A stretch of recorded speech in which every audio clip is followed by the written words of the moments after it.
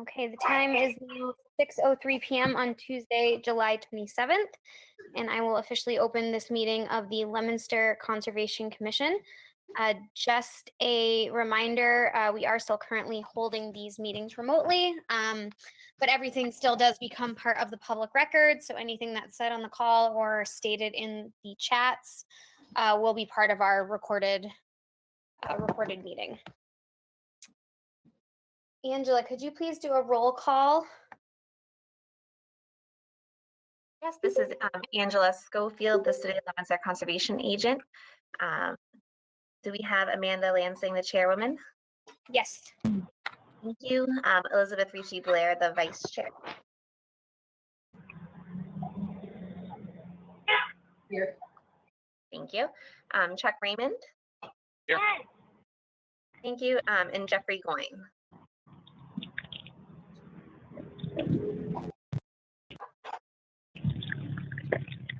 So it looks like 3 of the 4 commissioners are present.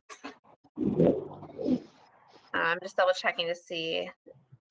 So we do still have a quorum with 3 members. Jeffrey is not at this meeting.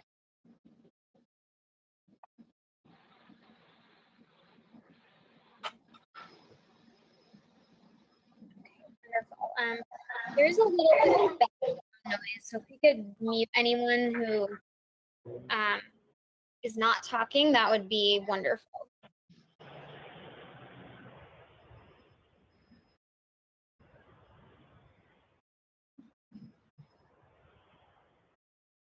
So we are going to skip down to, if there's no objections, we do have a representative tonight who is double booked with another meeting and has requested we be able to get to his new hearing first. If there's no objections to that, we'll get through that one quickly. And it's just this second new hearing. Actually, are these being read in together, Angela? Or are they 2 separate? They can be read in together. It's a combined project for the 2 lots. The houses are both next to each other. Okay, so we're just skipping talking about our conservation land management first, and we'll just read in these 2 new hearings. Pursuant to Mass General Law, Chapter 131, Section 40, the Mass Wetlands Protection Act, the Leominster Conservation Commission will hold a public meeting on a notice of intent regarding the construction of a retaining wall behind the property for a residential lawn area by filling a wetland. This is for address 74 Sheldon Hill Road, map and parcel 505-2G, DEP file 1991132, and also for address 62 Sheldon Hill Road, map and parcel 505-2F, DEP file number 1991133. Do we have our representative for this project on the line? Yes, ma'am. You have Christopher Anderson with Hannigan Engineering. Hi, Chris. How are you? Pretty good. Yourself? Great, thank you. If you could just give us a little rundown, that would be great. Sure. Angela, are you able to share your screen, or would you like me to? I'm not sure if the weather's not allowing me to connect to the network at City Hall, but I did just make you the presenter so you can share your screen. Okay.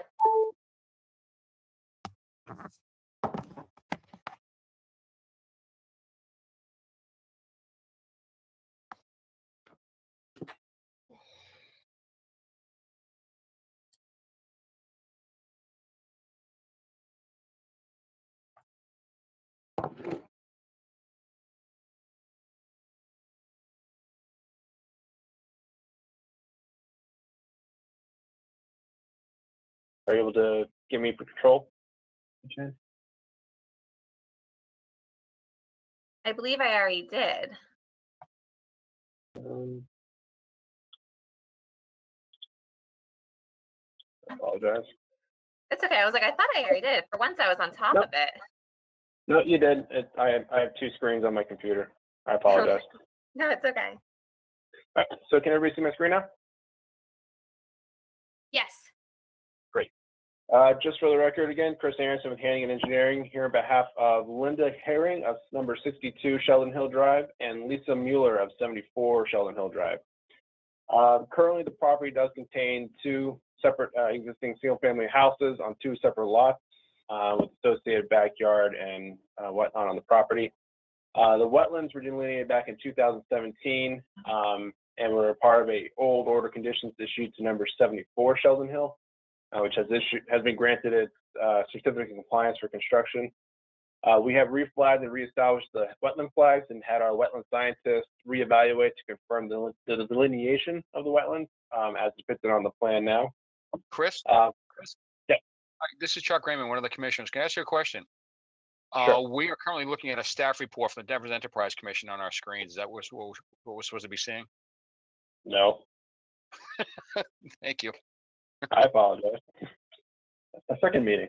All right, That's so better. Thank you. that's better. I apologize. So as you can see, you have two single-family homes at 74 and 62, with the wetland being located along the westerly portion of the property. It's the intent of the applicant to construct a retaining wall system to be shared between the two properties in order to provide a more level backyard area along the backside of the houses. Currently, the topography of the land is high at the existing houses along the roadway system. But as you drop towards the rear of the property, they drop off at a rapid rate. Currently, there is some erosion caused by the runoff off the property, with the intent that this proposed wall system would help alleviate some of that erosion control or that erosion issues that we're experiencing now and whatnot. So as part of this, we would have to alter wetlands as part of the overall project. We are providing an excess of 2-to-1 ratio replication areas provided on each individual lot based on their proposed alteration areas. And we've also provided a replication plan for that work as well.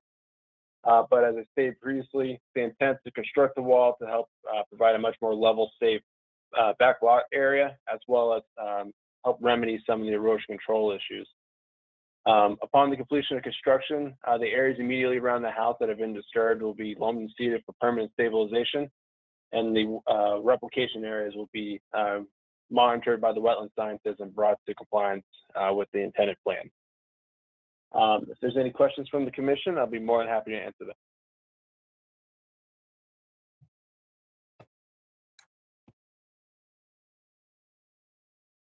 This is Amanda. Great. Thanks, Chris. Chuck or Liz, do you guys have any questions, concerns? I do. I'll see if Liz wants to go first.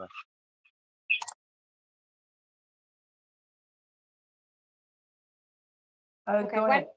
Yeah, why don't you go ahead, Chuck? All right, thanks.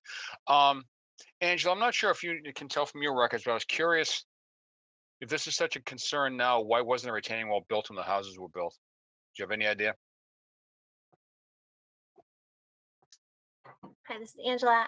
So I wasn't there for the original permitting process for this, but the retaining wall, I don't believe it was built originally because they didn't want to fill in the wetlands as much as they could. They were trying to avoid any alteration. And originally, I did the COCs for both these houses. The grass grew in really well. It looked like it was going to stay, like it was going to be an ideal situation, but unfortunately, sometimes even the most well thought out plans don't always take when nature takes its course. The slope is very steep behind all those houses, but for some reason, these two houses towards the end, because of where the wetland location is, their backyards were extra steep. And so it wasn't built in originally. The prior commission had, they wanted a limit of work. They didn't want anyone going past the rock wall boundary to protect the wetland, which in theory is a great idea. But in this case, the erosion is actually going to be altering the wetland and causing more issues and possibly putting these houses at risk if it continues. So the houses are literally at risk if this doesn't happen. I'm no engineer, but the erosion 74 right at the corner there, it's pretty significant. It's, I put my foot into it and my foot sunk down into the dirt, and that's the foundation I think is probably 5 feet from where the slopes really get steep. And so I would be concerned about the entire foundation going down, and that's where 62 is. They do have a fenced in, is it 62 that has a fenced in area for the dog? I can't, yes. You know, they could lose their fencing. They have animals that could go down, and the erosion is just pretty significant. Okay, thank you. I'm all set, thank you. Great, thanks, Chuck. Liz, did you have anything you wanted to add? Right, I thought it No, was fine sounds because like, the Chuck- the fabric was still on. well, my question And was then covered after this, Chuck. the alarm went off. Sorry, Liz. Do we have somebody we can mute Angela? There was some background noise there, so I couldn't hear Liz. Sorry, Liz, can you say that again? My question was covered after Chuck spoke. Like, it was the tail end. It was basically about, you know, if Yeah. the houses were like in peril, essentially, so. Gotcha.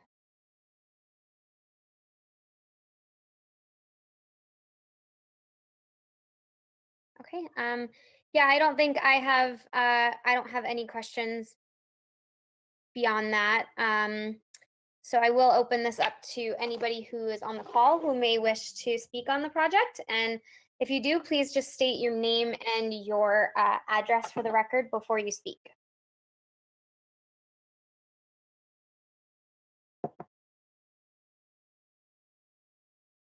Second time? Third and final time. Okay, hearing no additional objections or comments from the public. Angela, I would ask if you have anything else that you would like to add at this time. It's Angela here. No, I am in support of this, and I would recommend that the commission issue orders of conditions for the DEP file numbers 1991132 and 1991133. With our typical boilerplate, as well as the added conditions. The conservation agent will be notified 48 hours before work begins to inspect the erosion controls and have a pre-construction meeting. The agent will be notified when the work is complete. The wetland replication area will be viewed by the agent or a member of the commission to ensure satisfaction with the elevation in conformity to the approved plan. No heavy equipment will enter the resource area unnecessarily, and the wetland replication area will be monitored by wetland scientists. And if there are any invasive species, a plan to manage them will be submitted.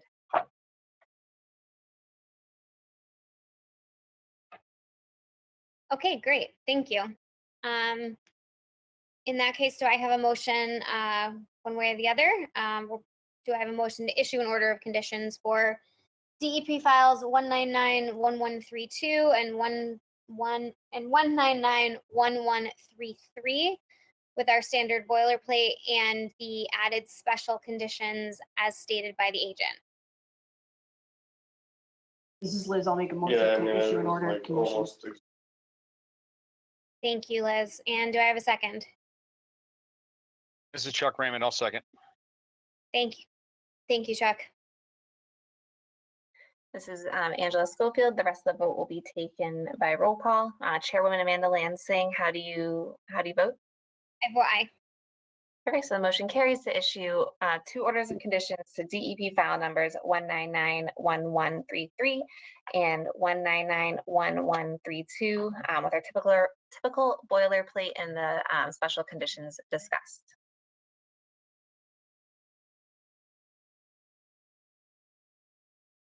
Okay, great. Thank you for your time tonight, Chris. Good luck at your next meeting. Thank you very much. I appreciate the commission helping me out on this one. Thank you. Absolutely. Have a great night. Yep, you too.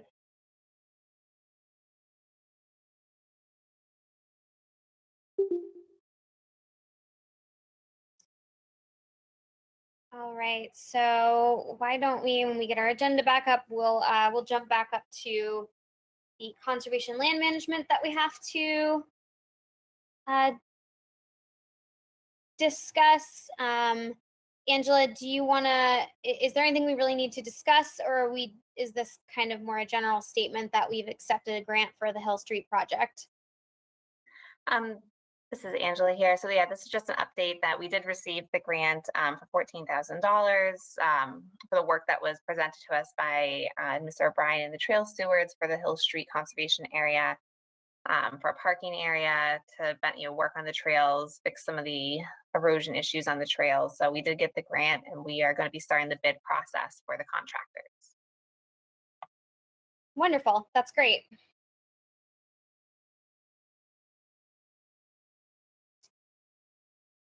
All right, so if we have nothing to add to that, then we will move down to our next new hearing for the evening. Pursuant to Mass General Law, Chapter 131, Section 40, the Mass Wetlands Protection Act, the Leominster Conservation Commission will hold a public meeting on a request for determination regarding existing retaining wall repair and a rebuild, adding 13 feet paving existing gravel driveway area. The address is 519 Pleasant Street, map and parcel 494-4.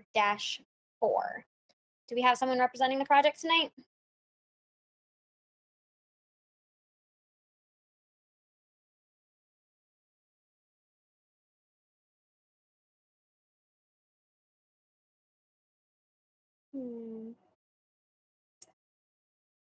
Angela here. I don't see the homeowner on the call.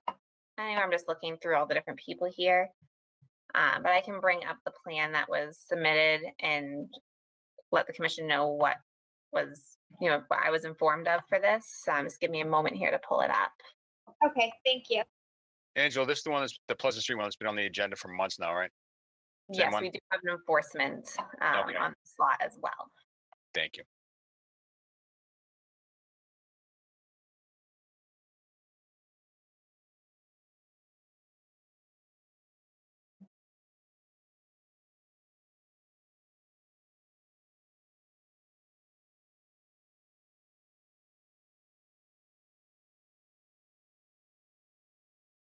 All right, so I'm just trying to screen share my Google Drive imagery here.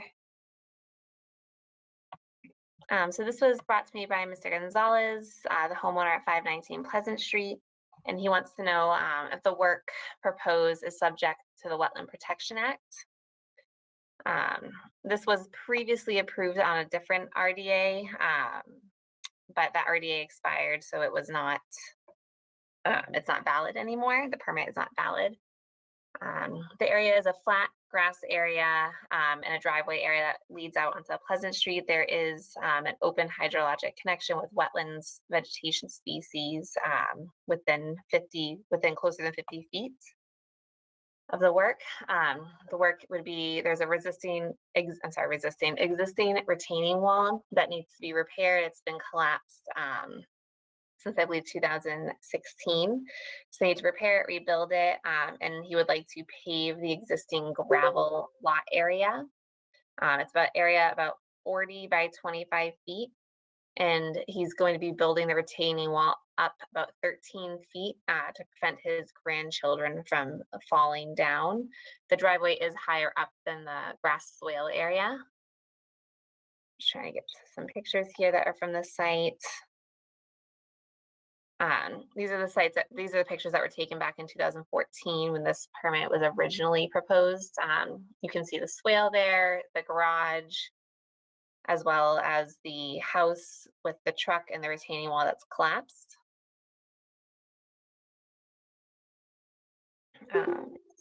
Scrolling here.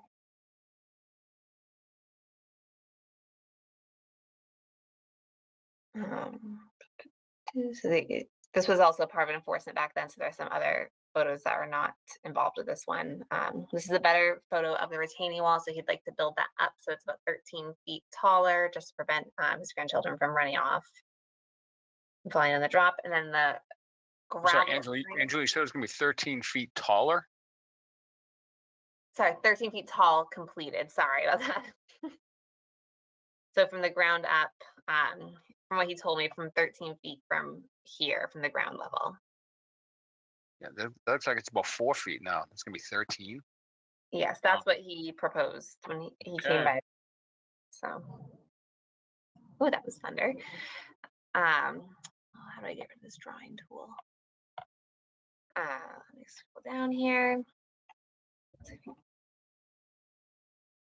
In this picture, you can also kind of see the gravel area right at the base of the wall here, where he would like to pave. He wanted to extend that from the original determination to 40 by 25 feet.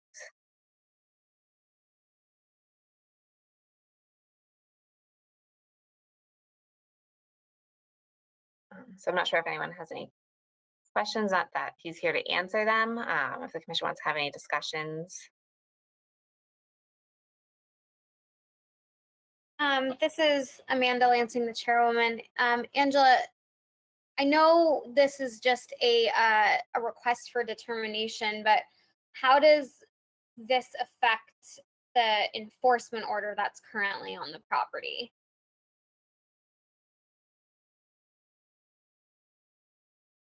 Right, because if there's an enforcement order, should there really be other work going on? Or if we decide that it's not subject to the act, does it not really matter? So that is really completely up to the commission. It really falls under your jurisdiction to decide if you guys would like to allow him to do this work, even though he has an open enforcement order that is not being responded to, or if you would rather continue this until we have a response for the enforcement order, or if the commission would like to deny this because of the enforcement order. This is Liz real quick. So he wants to expand that gravel area as well? Or just pave it?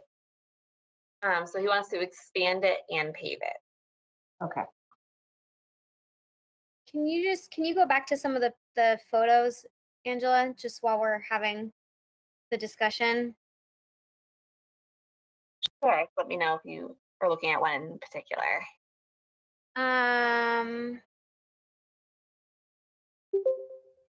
Just so we can kind of see. So,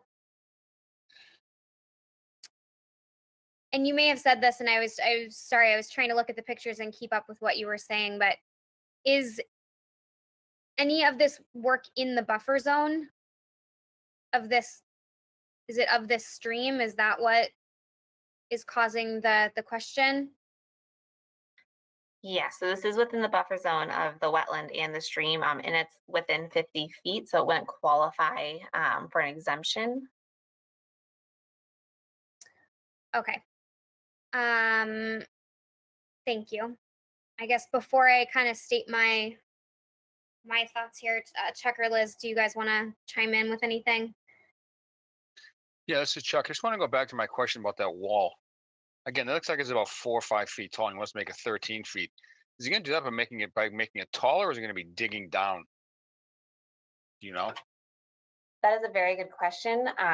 The way he explained it to me was that he was making it taller, and he kept saying he wanted to make it taller, and he explained to me that he was worried about his granddaughter falling off.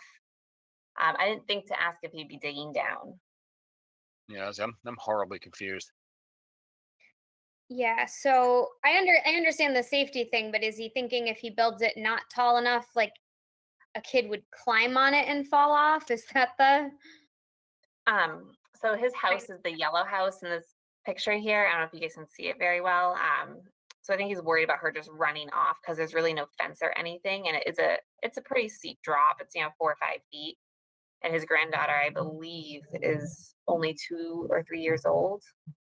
Again, I don't know how falling 13 feet is going to make any better than falling 5 feet, but. Yeah, so he's not building up the driveway, just the wall to prevent it so she can't, hang over it. So she can't get over it. So something. I see. So there's going to be on the side of the driveway, there'll be a wall extending up. Oh, all right. Yes, I get it. Side. All right. Thank you.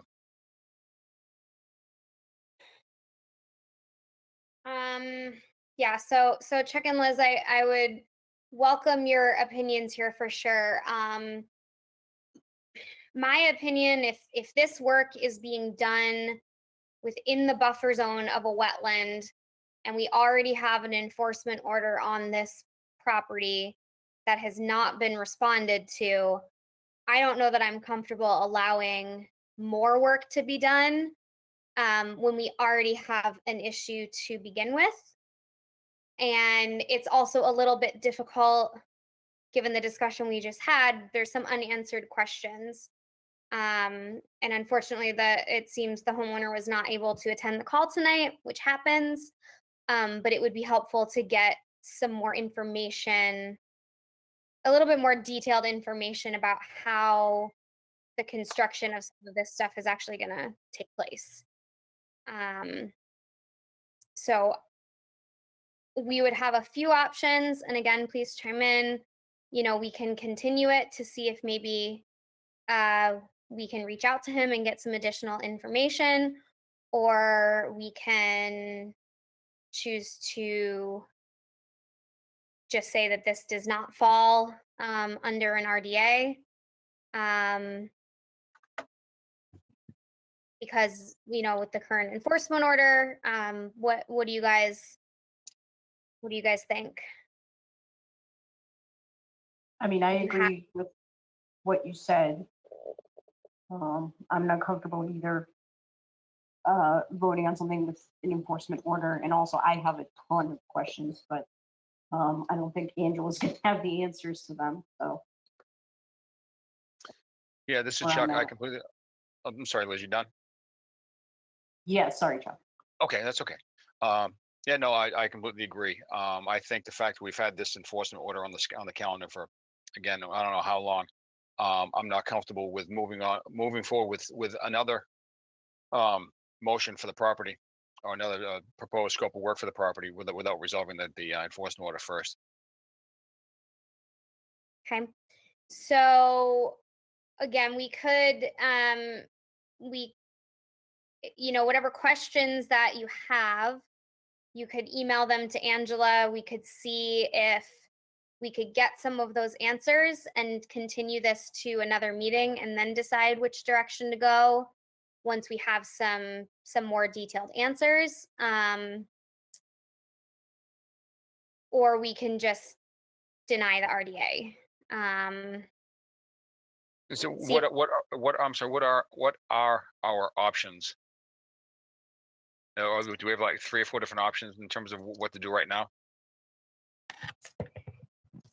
Yeah, so Angela, I'll try my best to describe what I think the options are, but please chime in if I get them wrong, or if there's other options.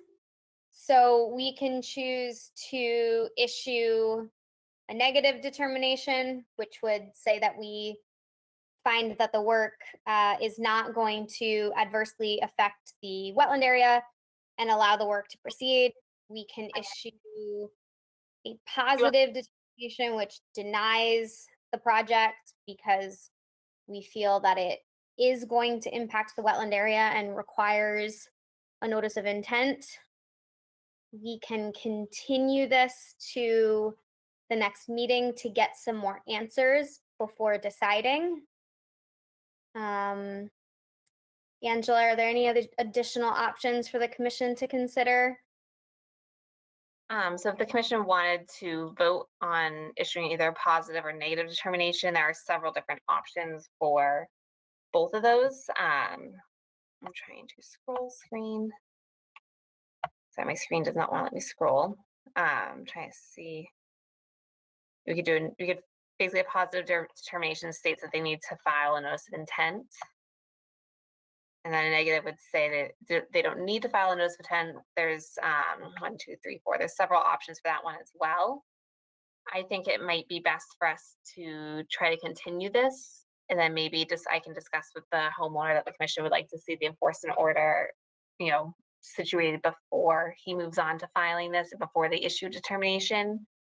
That's completely up to the commission. Angela, I'm sorry, question Mom one. and I are both upstairs. Oh, I'm sorry. That was I didn't have my. Sorry, I turned my microphone. Okay. I'm sorry. That's Um, okay. When were these pictures taken? Those are the pictures that were taken from the enforcement order in 2014. There was a tree. and for the there? RDA in 2014. Okay. I don't remember the tree, that's all. I believe the DPW had to take the tree down because it was, the roots were impacting the infrastructure. You can't really see, but it's pretty close to the roadway. Yeah, so I remember there was another weeping willow further back that had to be taken down too, but yeah, okay. I just don't remember it.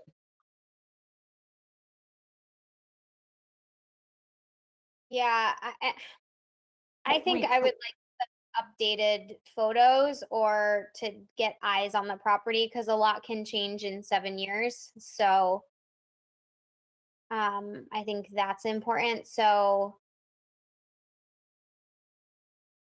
again, let me know your thoughts. My thought is to continue this for now to give our agent a chance to speak with the homeowner about our concerns, our questions, and mentioning that we really want to get the enforcement order taken care of before we approve any additional work within sensitive areas on the property.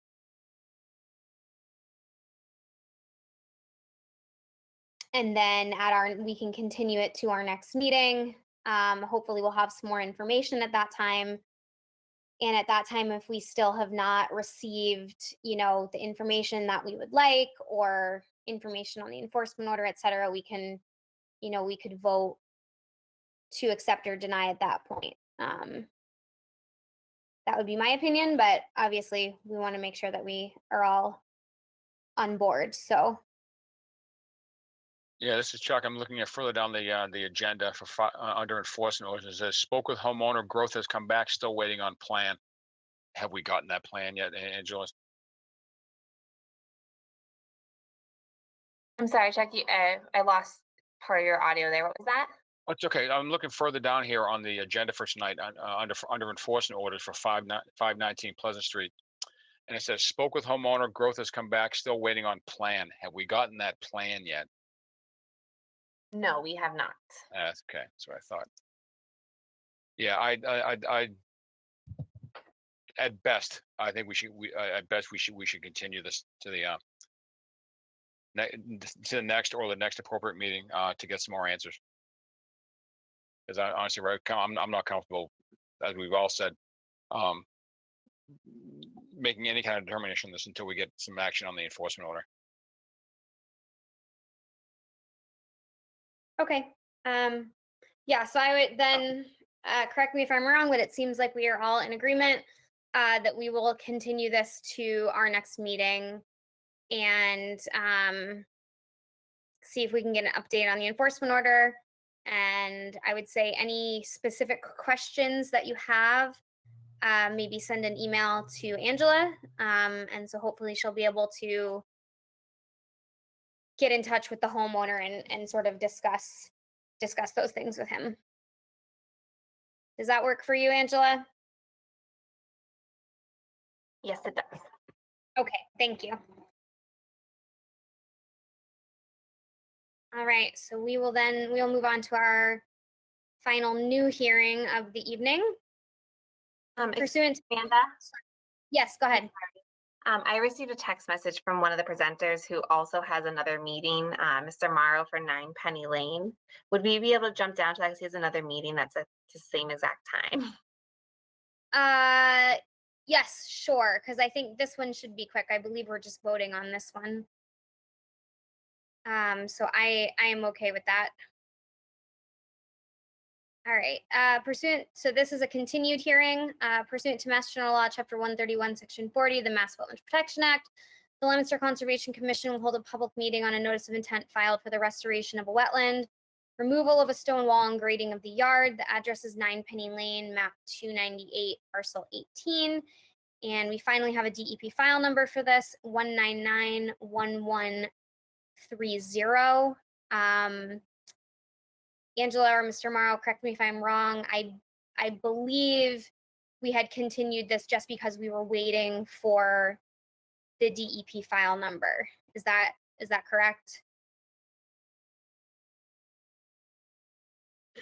Yes, Madam Chair. We were waiting for any comments and a DEP number. They had a comment But between Angela and I, we actually addressed it because the comment was actually more relative to the Mary Ave wetland replication, which the analyst Tom Rabula, I believe, understood what was going on. So other than that, that was it. There was no further comment.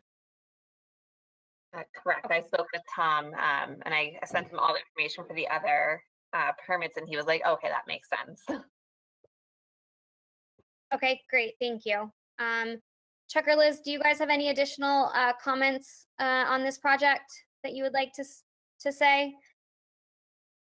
I'm good. Thank you. I'm all set as well. Okay, and I will ask if there's anybody on the call who wants to speak on this project before we call for a vote. If you do, please state your name and address for the record.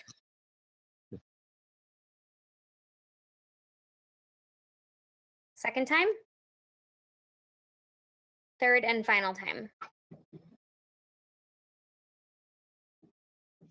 Can you talk about Kendall Hill Road?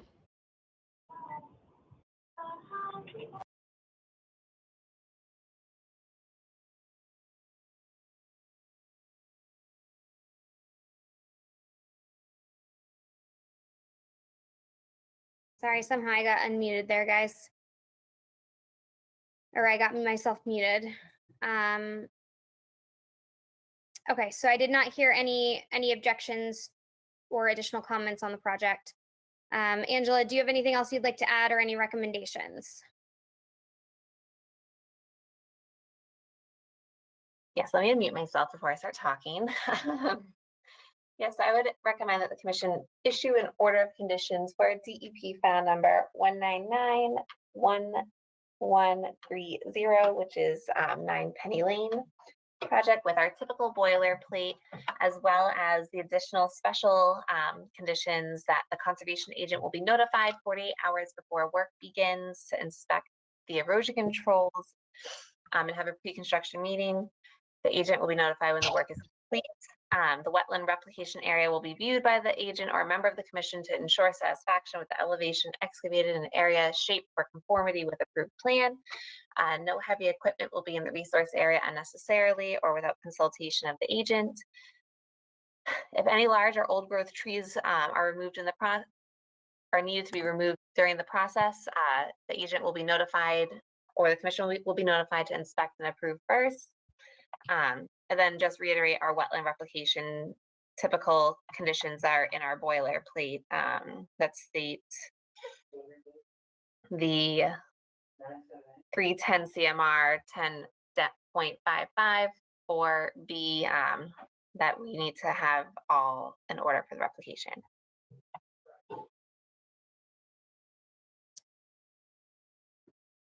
Okay, wonderful, thank you.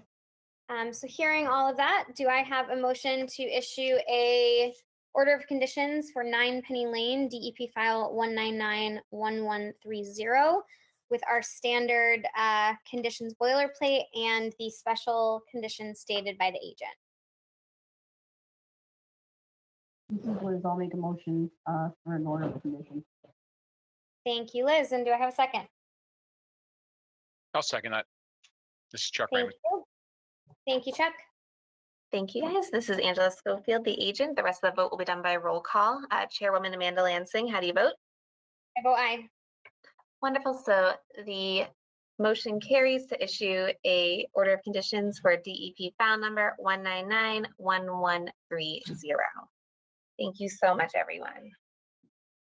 Ladies and gentlemen, thank you very much. I appreciate you working with me and your patience. Yes, absolutely. Thanks, Matt. Good luck. Thank you. Angela, if you need me for some reason for 35 Day Street, I'll be on a Zoom meeting, but I'll leave this meeting up and muted. Just shoot me a text. Sounds good. Thank you so much, Matt. Thank you.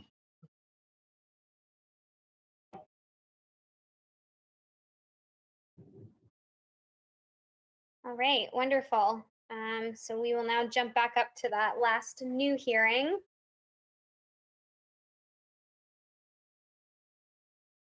And okay, Pursuant to Mass General Law, Chapter 131, Section 40, the Mass Wetlands Protection Act, the Leominster Conservation Commission will hold a public meeting on a request for determination of applicability regarding the installation of an in-ground pool and patio area. Address is 9 Kendall Hill Road, mapping parcel 514-57. We have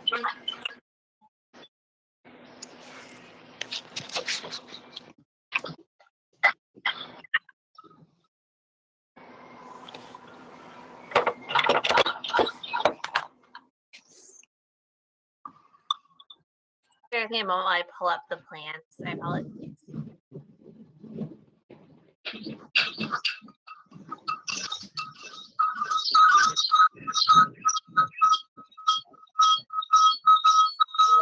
Angela, can we mute everybody?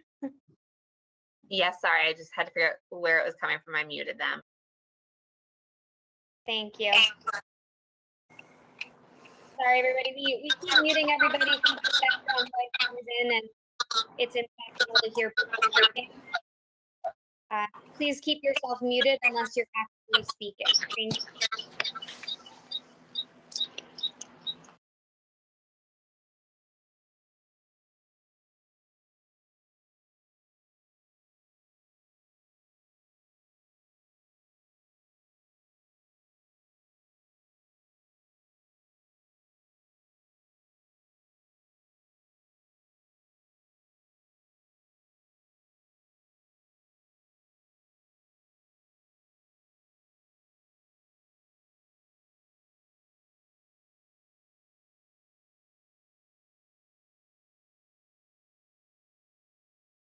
Hi, this is Angela here.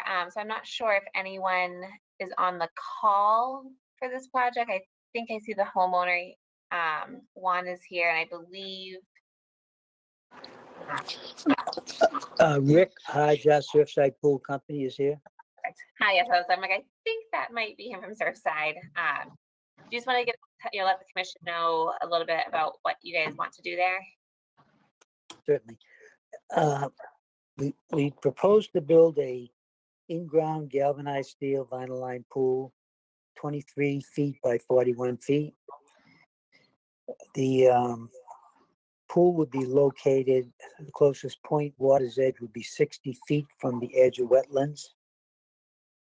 Upon excavation, all of the material will be removed. All good, clean material will be brought in for backfill.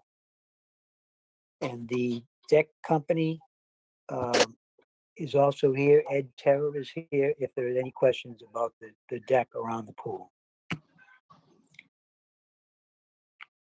Any questions?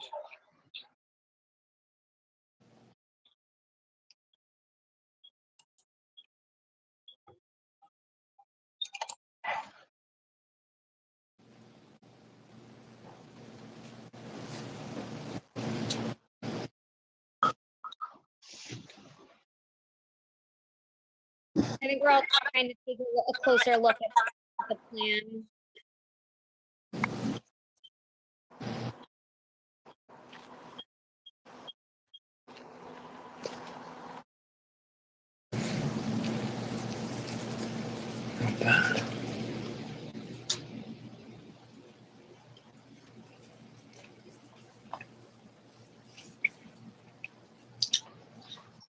Is that the wetland line, Angela? Yes, it's a very rough drawing of where the wetland is, obviously, because mouse highlighters are not my forte, not my artist rendition. But there is a landscaped area as well as riprap. Sorry, not riprap, boulders that do demarcate where the wetland is and kind of separate it out. Just looking at switching over to the plan really quick. So I believe in my discussions with Rick from Surfside as well as the homeowner and the deck company, they tried to pull the pool so it was at least 50 feet away. There is an exemption in the Wetland Protection Act that any conversion of lawn for a pool is considered exempt as long as it's 50 feet away from wetlands. That is up to the commission's jurisdiction due to the fact that sometimes grading is involved. There's sometimes other construction items that do take place. Trying to zoom in on the plan a little more. My scanner wasn't super helpful. I scanned it this morning. But it looks like the entire lawn is basically landscaped lawn, and then it goes back to sort of that riprap and landscaped area between the lawn and the wetland, right? So there's quite a bit of Buffer. yeah, there's quite a bit of stuff between that and the wetland. So even when I measured out here on the satellite image, which isn't the best, this little red line, I don't know if you can see it, that's 62 feet away, about 62 feet from the wetland line. And they're gonna be removing some of these trees here, I believe, still, correct? Yes. Yeah, so where these, let's see if I can get my highlighter back here. These trees are over here, will be removed. They're not any benefit to the wetland where they are, but the length of that distance, why it won't show me. I apologize, my computer's being very wonky today, is 90. So this could still fall under an exemption in my opinion, but it is up to the commission's jurisdiction. And is the pool coming right up to that back landscaped area, or is it closer to the house? It's just hard to tell on that plan.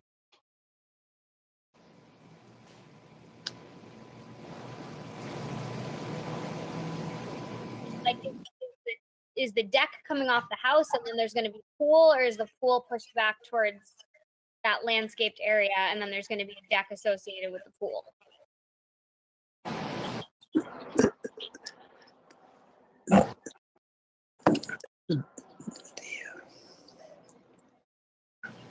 Did anyone answer that? There's a buffer between the house and the pool. It's about 6. Let me just glance into that space. So we got 50 feet, roughly 46 feet from the structure to the water's edge of the pool. And in between that space, it's all grass, just lawn area now.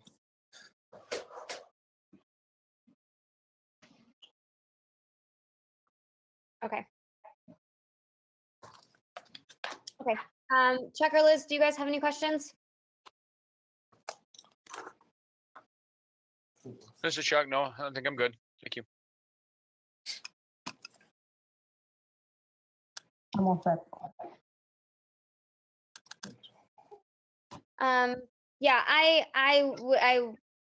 agree that this would fall within an exemption, especially because this is a well-maintained and landscaped yard. It looks like there's quite a bit of buffer between where the work is going to take place and where the wetland line actually is. But Angela, I would like to ask if you have anything else that you would like to add, or if you have any concerns.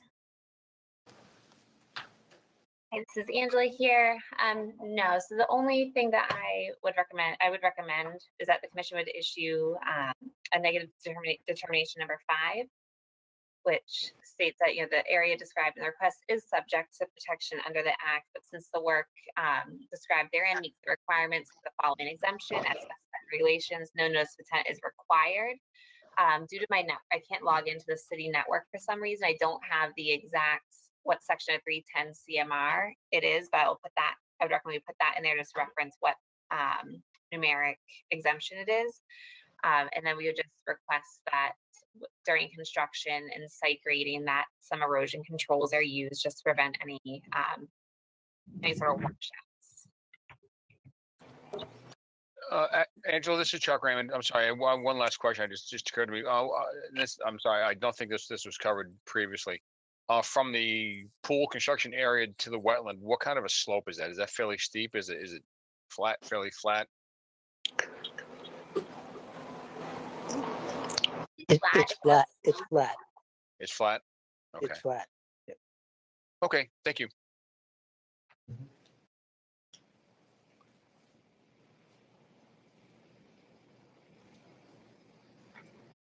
Okay. then if there are no more questions or concerns from the commission, would I have a motion to issue a negative determination number 5 with the sort of special requirements that the agent just stated?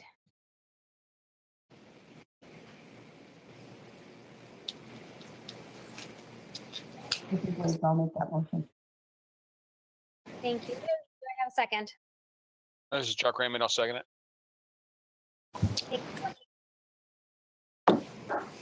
This is Angela Schofield, the agent for the city of Leominster. The rest of the vote will be done by roll call. Chairwoman Amanda Lansing, how do you vote? I vote aye. Thank you. So the motion carries to issue a negative determination number 5 for 9 Kendall Hill Road, so they can install the pool. I will work on the permit tomorrow, and I'll have that emailed out to you guys before tomorrow afternoon. Okay. Okay, Okay, thank thank you, you. Amanda. Thank you, Amanda. Have a great night, guys. Okay, thank you. Good night. You too. Bye. Bye.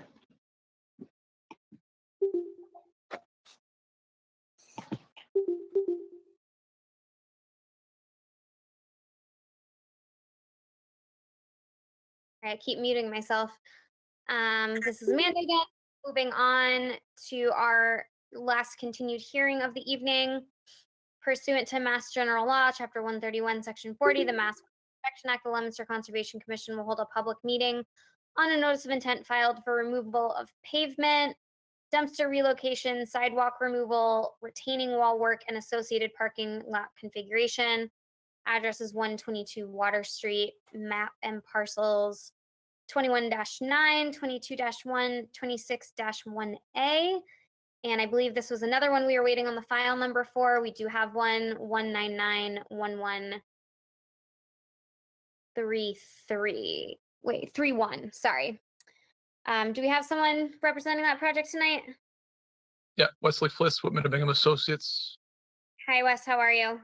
How you doing? Bob Ruggles was on earlier. I don't know.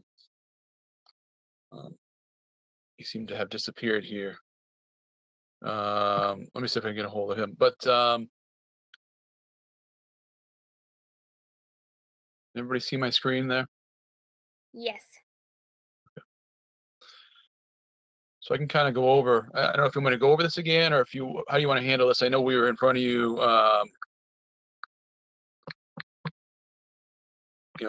About a month and a half ago now, even maybe longer than that. So I can walk through everything that we're doing, or if you want me to just quickly give you a synopsis of where we're looking to do improvements on the site, if that helps. Yeah, I know I remember this. Obviously, we've had a lot of different projects. Chuck or Liz, do you guys remember this? Do you want a just another quick rundown of what the project is? I like quick synopsis. Sure. Okay. So we're looking to remove some, and everybody can see the aerial there. And so across the street, the parking lot across the street, they're looking to remove some pavement, restripe some of the parking across the street. We're looking to, I believe it's 908 square feet of pavement that will be removed as part of that. This section over here, when you pull into the site here in the main driveway, looking to put a pull-off area in, 2 parking spaces. It gets rather narrow when you come into the site, and so they have a lot of congestion as you pull into the site. And so what they want to do is add 2 parking spaces there. As you come down the site, these parking spaces here will be removed, and there'll be a new parking lot with 3 handicap spaces and dumpster pads placed in here. Some grading will be done in here to remove some of the retaining walls. There's some older retaining walls that they want to get rid of, and we're able to get rid of some of the retaining walls and just leave a small timber retaining wall right at the doorway in this corner here. On the other side of that driveway, the sidewalks from this point, this point down are all going to be removed. And these parking spaces are going to be reconfigured. We're going to end up removing some pavement in this area here, still keeping 7 parking spaces over here, but removing the one handicap space and putting the 3 handicap spaces on the other side, like I stated. The sidewalk here is going to be relocated. It's going to be relocated close to the end here that I'm showing. It's going to be a straight shot now to make the pedestrian movement a little easier. As you come down the driveway in the park spaces here, the parking is going to be slightly reconfigured.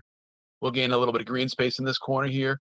There's a little bit of a wasted pavement here, and so we'll reconfigure the parking here. And then down here, there's actually not enough aisle width really to maneuver a car. It's very narrow, and so they're going to reorganize these parking spaces to be able to back out in the other direction. So we'll lose a couple spaces here, but gain a couple spaces up top where I was talking about those 3 handicap spaces to kind of offset the space here. And the way that works is actually we're going to gain a fair amount of green space right in here because this is all wasted pavement now under the new plan. An improvement that they're going to do is a handicap ramp in this location here, and then also to relocate the sidewalk a little further more to the west. But again, what they're trying to do is make improvements to the parking flow, but also the pedestrian movements. And then when you get to the other side of the parking lot, instead of having the parking oriented this way, where they're pulling east and west, they're going to remove all these islands and then have the parking park north and south to allow for a bigger swath of or a bigger traveled way in here and also in here. It helps with vehicle movements, but also for plowing movements. And the last spot that we'll look at, and I can show you the site plan in a second, just so you guys can see that too, is the rear section over here. There's a little additional pavement that's not really necessary. And so we're able to remove a little more pavement in the back here, still keeping the 4 parking spaces, but gain a little more green space in the back there, a little more pervious surface. And so I know I told you the numbers at the last meeting, but in total, the project's going to gain about 4,411 square feet of additional pervious surface by doing that. And last thing I want to make sure I point out too is the sidewalks here are all going to be removed, or portions of the sidewalks here are going to be removed. Nobody really uses the sidewalks to go unit to unit. They all kind of just walk out of the units and go to their parking spaces. And so those are some of the improvements that are proposed. And like I said, I can pull up the pull up the overall plan for you. So this is the overall plan. Like I said, you can see in the red where all the improvements are. A lot of it has to do with traffic and parking improvements, and then pedestrian movements with that sidewalk connecting down. So there's more of a straight shot to the pool area, handicap ramp. And like I said, here's the main field on the other side. We're going to change the orientation of the parking to go, up, rotate it 90 degrees.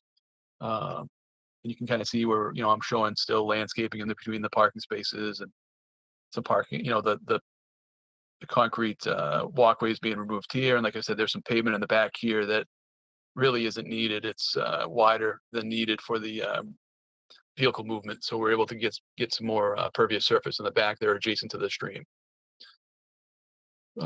Consistent, and I don't know, consistent what we've done in the past. Obviously, they'll continue to do the silt sacks and the catch basins. They'll put erosion control barriers up where needed. And we do show, it's tough to see in this plan, but I show them in green, especially in the back here where they're going to do some work. A couple of smaller things that they're going to do along here is there's some old chain link fence that's very dilapidated. They're going to remove that and just put up some wood guardrails instead of that, a little more aesthetically pleasing, and just provide that vehicle protection from going in, obviously to go over the bank there.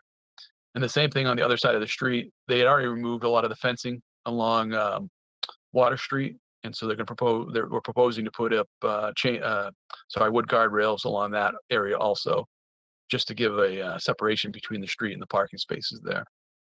But that's, again, the project's in a nutshell. Like I said, I know we were here probably a month and a half ago with the project, but I can be happy to answer any questions that the commission may have. And then I know I did speak with, spoke with Angela again. We are working on closing out 2 of the order of conditions from previous. They don't overlap with this work. And that was, I know, a question that DEP had when they issued their file number, is to make sure that any overlapping work is closed out, but there's no overlapping work. The 2 order of conditions that we're looking to close out is the tree removal and the work around the dam. And then also there was parking spaces here that were done for remediation of soil. And so we're working to close those out. Hopefully within a month, we'll have those closed out through the commission. And we'll continue to obviously close out the other projects as Whitney Carriage finishes the projects. Like I said, I can answer any questions the commission has. I think these guys have been fairly good with communicating with Angela what they're doing out there, and keeping her in the loop too when they're starting projects, and they're enjoying and improving this site. So. Okay, this is Amanda again. Great, Wes. Thank you for just taking us through another little run through. I don't have any particular questions. Obviously, I've been out there a couple times. I think the improvements that are being done are definitely an asset to the property, and I do appreciate that the owner has been so consistent with coming to us and kind of asking our opinions and things to make sure that things are being done the right way out there. Liz and Chuck, any questions, concerns? This is Chuck. No, I agree with everything you just said, Amanda. The only thing I might our kindly request, it's not a requirement, is that I'm as I think you heard me say last time, is that I'm a big fan of increasing pervious pavement.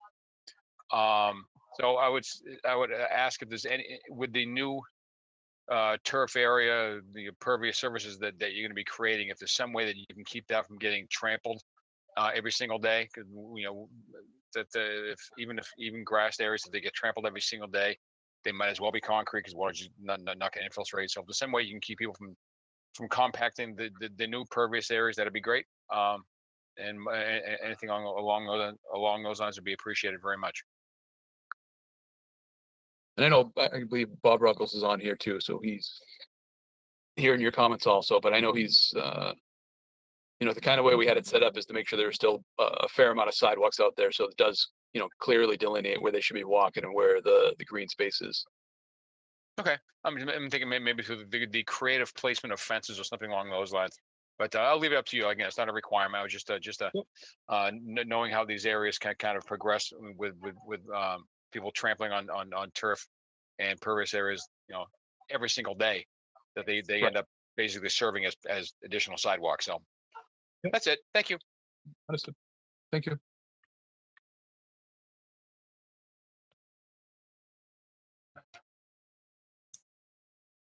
Okay, if we have no additional comments from the commission, I will just see if there's anybody else on the call who would like to speak on this project tonight before we vote. And if you do, please state your name and address for the record.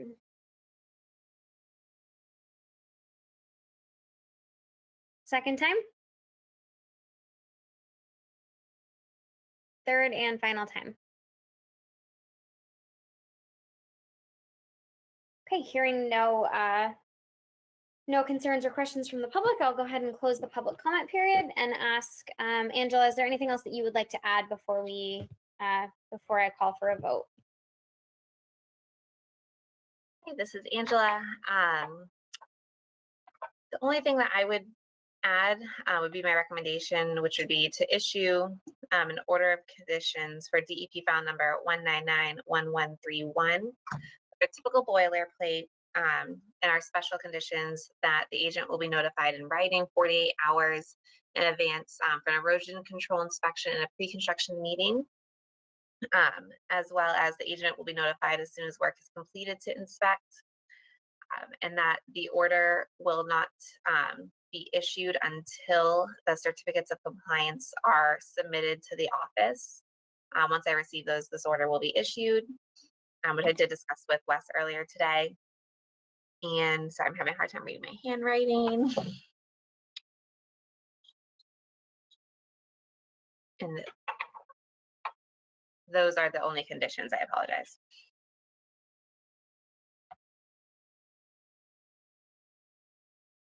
Okay, great, thank you. In that case, That's just one question I want to just for clarification purposes. yes, The two certificate of compliances, I just want to make sure so it's for the tree removal and also for the remediation area. Those are the two that are completed.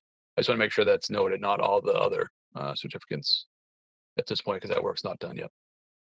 Correct. I apologize. I don't have the city hall network. So what I'll do is in the order, once I'm able to reconnect, I'll put the DEP file numbers for those two in the special conditions. And then this is when the commission can discuss maybe adding a condition that no further permits will be issued until the other permits are closed out. Just per discussions with DEP, they really are trying to discourage having multiple orders open for sites because it does become very confusing and very overwhelming, and it's kind of a mess for the title, as well as it creates opportunities for permits to go lax and overlap, and then some unpermitted work can happen in that case.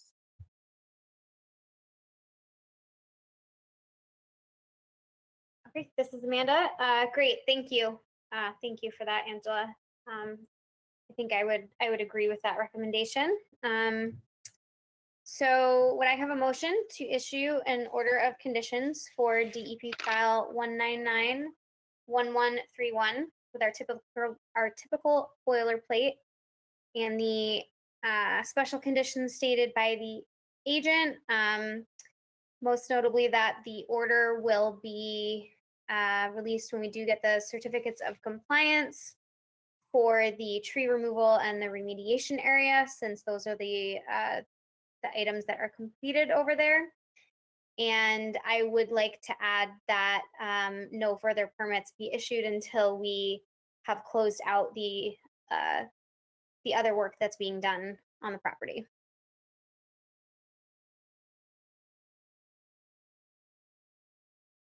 This is Chuck. I will make that confusing motion. Okay. Thank you. I know that's a lot of words. Do I have a second? This is Liz, I'll second.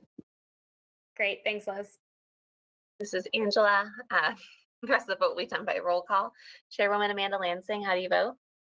I vote aye.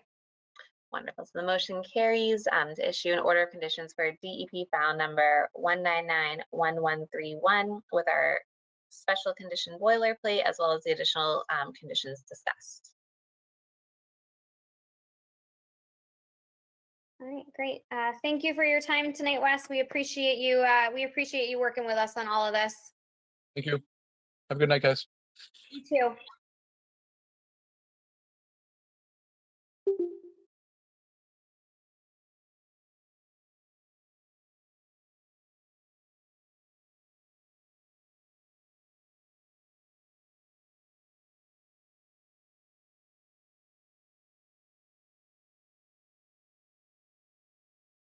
Okay, so that was our last hearing of the evening. We'll move down to the rest of the items on our agenda. Does not look like there's any new or old commission business to discuss, so we'll move on to our certificates of compliance. First is 35 Day Street DEP file 199-1059. Looks like we have an update on that one, Angela. Yes, so I was contacted by Mr. Morrow to go out and take a look at the wetland area that has regrown in. This was continued due to the fact that the wetland area really hadn't grown in yet. There was still snow on the ground. We were trying to decide whether or not it was completed. So I did go out there and I did evaluate the, excuse me, I did evaluate the wetland replication area.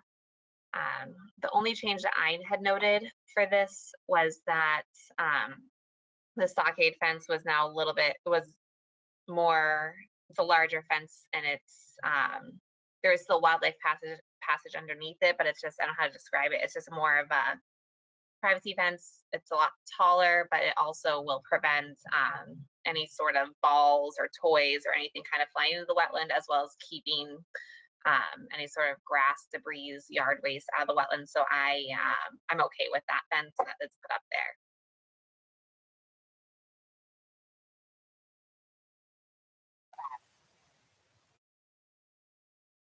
Okay, great, thank you. So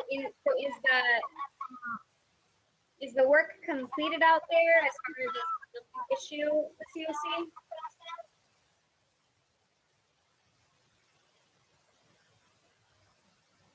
sorry, I wouldn't let me unmute myself. Yes, so the work is completed.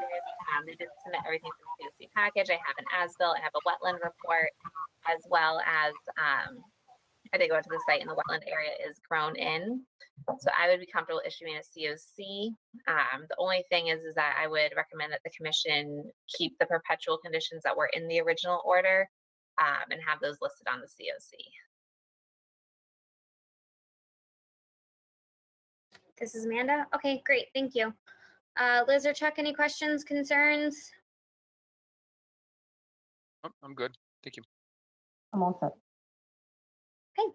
In that case, would I have a motion to issue a certificate of compliance for 35 Day Street with the addition of keeping the perpetual conditions in place that were in the original order?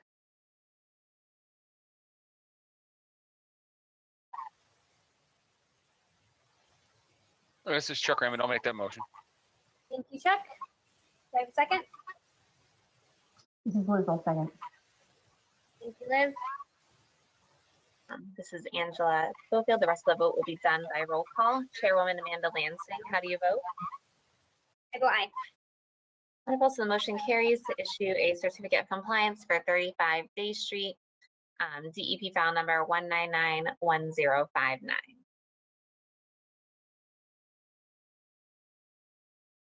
Hey, Amanda. Hello. Yes, can you please state your name? Yes, this is Julie Marabello. I'm one of the owners at Marabello at 35 Day Street. Before we complete this, can you just confirm what it means that you're going to keep the perpetual conditions as part of the COC? Yes, Angela, I feel like you might be able to explain that better than I. Yes, so unfortunately the vote has been taken, so it has been completed, but the perpetual conditions, they are in your order of conditions. They are listed in perpetuity.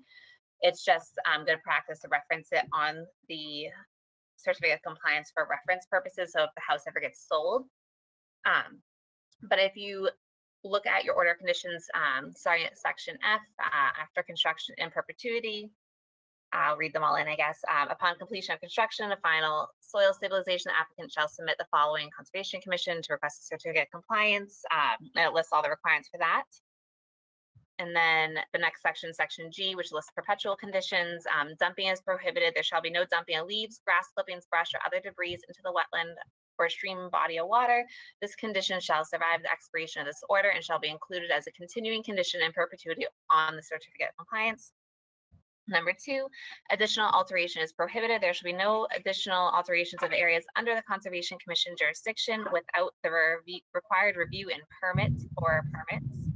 This condition shall survive the expiration of this order and shall be included as a continuing condition in perpetuity on the certificate of compliance. Number 3, prior to the issuance of certificate of compliance and upon the sale of the property to subsequent owners, the new owner shall provide a notarized letter to the Conservation Commission acknowledging that he or she understands the wetland restrictions bound to this property. A copy of this letter shall accompany the written request for certificate of compliance. This shall be an ongoing condition and shall be recorded in the deed and on subsequent deeds. This doesn't necessarily apply for this specific situation because you guys were already the owner when you were applying for the permit. Wetland bound, and then the next one's number 4. Wetland boundary markers must be placed at 40-foot intervals along the edge of the wetlands. Number 5, phosphorus fertilizer use in accordance with the Department of Agricultural regulation is allowed for the first year only. Subsequent fertilizer use must be in accordance with the Department of Agricultural Resources 330 CMR 30 section 31.00. The maintenance of BMP's best management practices must be performed according to the operation and maintenance plan notification to be made to the City of Leominster Conservation Commission in perpetuity for any work. And then the stockade fence will remain in place and run along the wetland line, which was under the special conditions. Thank you. You're welcome.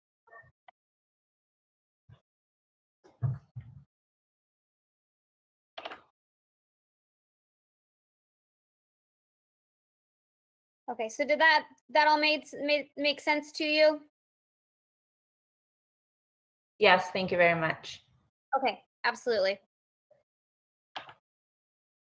Hey, Amanda, this is Matt Morrow. I'm in between my first of two hearings and I was listening. I just wanted to say thank you guys for your consideration.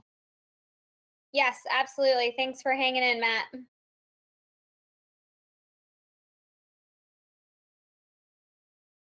All right. Moving on, we have 16 Kitridge Street, DEP 1991118.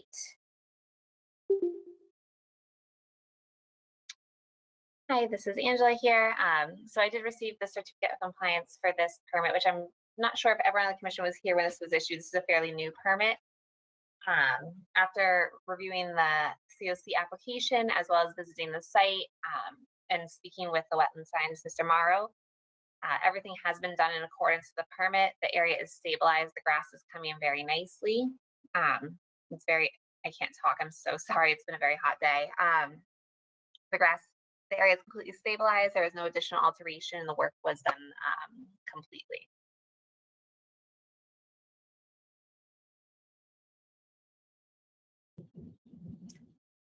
Okay, anybody have any questions on that one? Questions, concerns? Need any more information? Okay, given that and that our agent is comfortable with the work that was done out there, I'll ask if I have a motion to issue a certificate of compliance for 16 Kitridge Street, DEP file 1991118.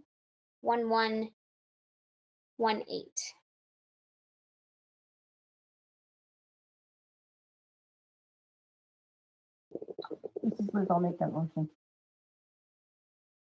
Thank you, Liz. Do I have a second? This is Chuck. I'll second it. Thank you. This is Angela Schofield. The rest of the vote will be done by roll call. Chairwoman Amanda Lansing, how do you vote? I vote aye. Thank you. So the motion carries to issue a certificate of compliance for 16 Kitteridge Street, 1991118.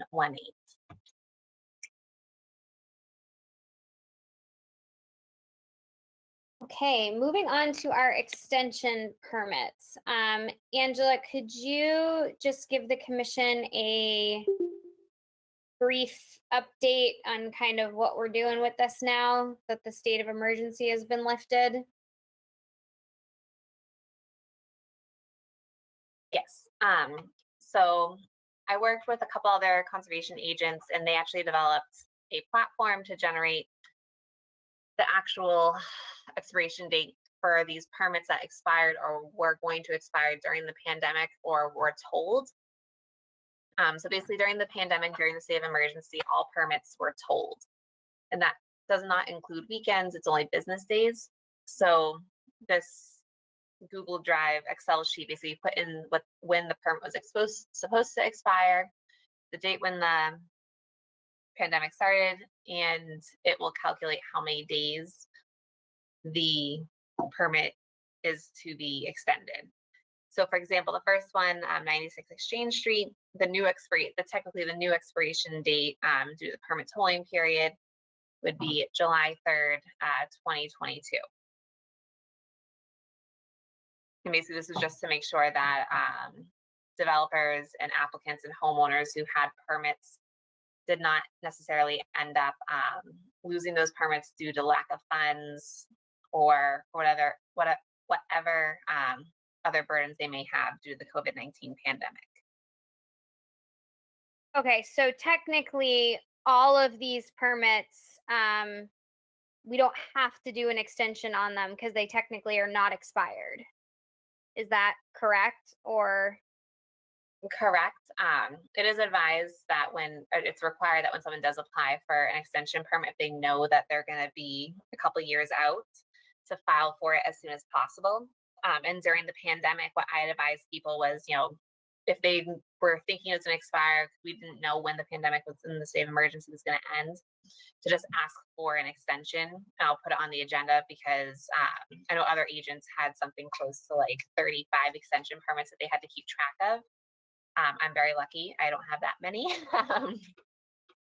So they did request these extension permits So I did add them onto the agenda and I did calculate them so far, and I'm going to continue to calculate them as they come in. So we can issue extensions for them, or we can wait until the next meeting and issue them, or we can advise to wait until it's a little bit closer. It's completely up to the commission. I had just been putting it on the agenda because they had been requested, and I didn't want to lose track of what was being requested because I did not know when the pandemic was going to be over. Gotcha. Yeah, I mean, if we can kind of get through them, I'm okay with issuing the extensions so that we can kind of get them off of our agenda and kind of keep things moving. Liz or Chuck, do you guys have any feelings one way or the other? No, I'm all set. Thank you. Okay. Yeah, I feel like we should probably we've gotten through everything pretty quickly tonight, so I feel like if we can get through these, that would be really helpful. So for 96 Exchange Street, Angela, forgive me, it's been quite a while since we've done an extension permit. So what's the protocol here? Just calling for a motion to issue it, or did you want to add anything to each of these projects? So what typically happens is the commission will review the project, review what work has been done so far, and if there's any, for example, any concerns. Like I remember for the 96 Exchange Street, this extension was asked for quite a while ago, and we had asked, I can't read the notes I have here at the blinking screen. We'd asked them to have the wetland scientists go back out and reflag the area and reinstall the erosion controls, because when I went out to inspect the site when this was originally submitted, those were not in place and there was no flags, and it looked like there might be more wetland there, and they hadn't really started much of the work. So this had been continued. I did speak with Kent Oldfield and Mr. Morrow, who is working on this project. And Mr. Morrow has not had the chance to get out there, so they did request a continuance for this one. Okay. All right, so we'll keep that one on the agenda then.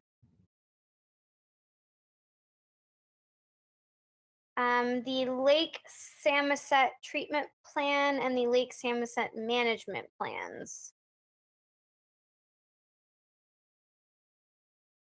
What is going on there? So these are two notice of intents that were basically submitted by the Lake Samoset Association to maintain. They do have to do treatment every year so that they're able to swim in it, as well as to handle different invasive species, for example, myfold, and a couple other aquatic species that do become cumbersome and really take over the lake. This is a plan that's been in effect for quite a while. They do come back every 3 years and request an extension for it because they do the same thing every year. Solitude is the lake management company that does the treatment plan. It is a chemical treatment. They are looking to get away from chemical treatment. I guess there was a new, I don't know if it's called chemical, but a new method of treatment that they're evaluating if they can use it right now, which is kind of exciting. I know Mr. Lanza was very excited to share that with me. So they might be closing this out and coming up with a new one in the next couple of years. But for now, they wanted to extend the 199-1009 permit so that they're able to continue lake treatment with Solitude Lake Management. And then the Lake Samoset Management Plan, this also includes the dam management, as well as when they have to, for example, if they have to do a quick drawdown to emergencies, or if they have to do management on some of the roadways, because it is all private roads there, so the city does not maintain them unless absolutely necessary for safety issues. And so they do have to sometimes add regrinds into the roads, or they have to maintain they're not detention basins, but they are little swales that they have installed. I believe back in 2012 they were installed. They do have to shovel out silt, dirt, and debris out of those every year or so. And they always have notified me when they go out there to do it, and they take the dirt and debris off site. Both of these permits I'd be completely fine with issuing 3-year extensions, so they would be extended until 7/20/2025. Math was not working for me there for a minute. I apologize. So maybe until July 20th, 2025 would be the expiration that I would recommend. Angela, this is Chuck. Can I ask you a quick question? Absolutely. Well, who does this lake management? I assume it's an association. Are they the ones that own that dam out there? Can't mute. Yes, they are. And is that a earthen dam or is it concrete? It is a concrete dam. Okay. All right. It Thank you. does have earthen, they do have a lot of vegetation and plants on it. Mr. Lanza, he actually was the chair of the commission, 10, 15 years ago. So he takes great pride in his dam and all his daylilies and ferns that he plants out there. Okay. So I wanted to make sure Thank I you.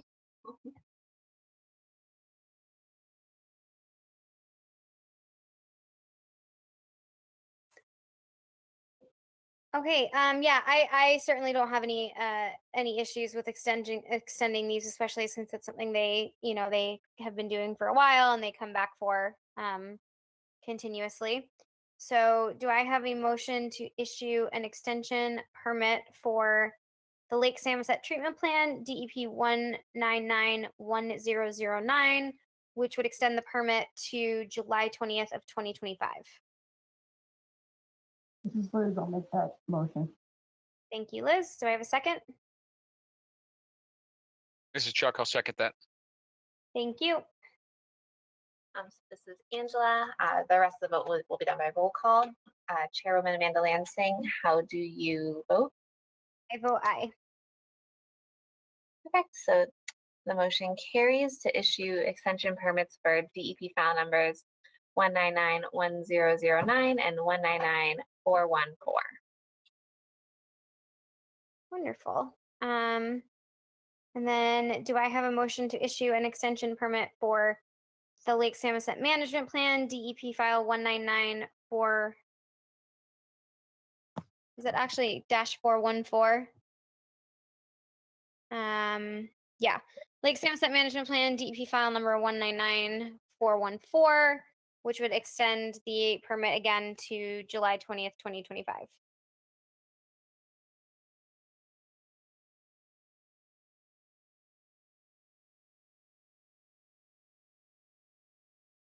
Do I have a motion for that one, guys? Yeah, this is Chuck. I'll make that motion. Thank you. Thank you. Do I have a second? This is Liz, I'll second. Thank you. I apologize. This is Angela. So the rest of the vote will be done by roll call. Chairwoman Amanda Lansing, how do you vote? I vote aye. Thank you. So the motion carries to issue an extension permit for DEP file number 199414.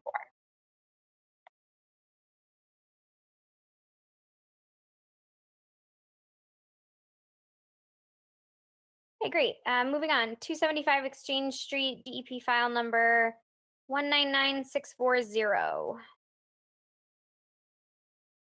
How's that one looking?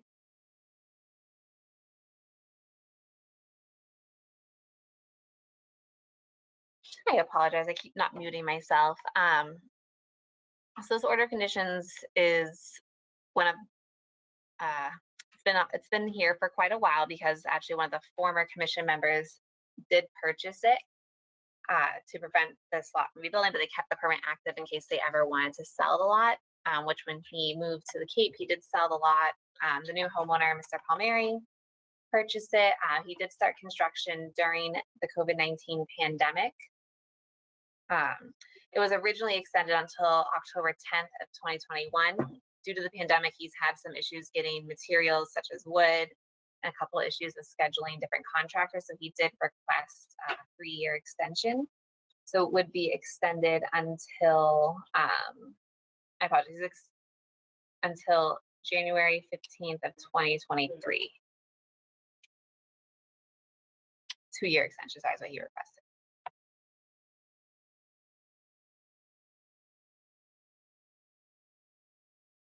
Sorry, they requested a 2-year extension? Yes, he doesn't think he'll need the full 3 years. And the new extension, because of the COVID-19 pandemic, his permit would be extended until January 15th of 2023. So he's requesting that as his permit extension date. Okay, sorry, I missed Sorry, that. I'm like, Any questions or concerns with that from the commission? Okay. Given that I'm perfectly fine with that, so do I have a motion to issue a 2-year extension for DEP file number 199-640, 275 Exchange Street, extending the permit to January 15th, 2023. This is Chuck. I'll make that motion. Thank you. Do I have a second? This is Liz, I'll second. this is Angela. The rest of the vote will be done by roll call. Chairwoman Amanda Lansing, how do you vote? I vote aye. Thank you. The motion carries to issue an extension permit for DEP file number 199-640.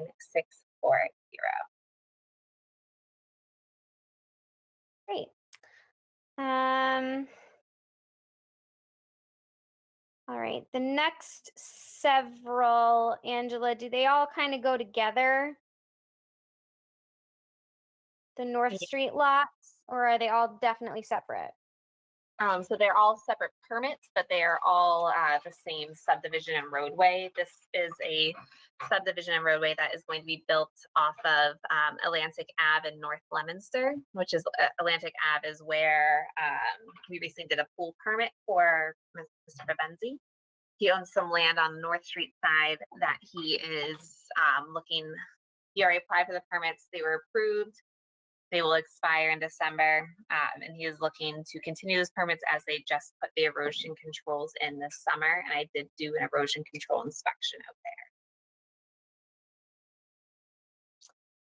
there. Okay, so each of these North Street projects would be extended to 2024. Correct. Okay. Any issues or concerns with that from the commission? Okay, so I will read them in and we'll have to vote on them one by one. I also do not have any issues with that. Do I have a motion to issue a 3-year extension for DEP file number 199-1054?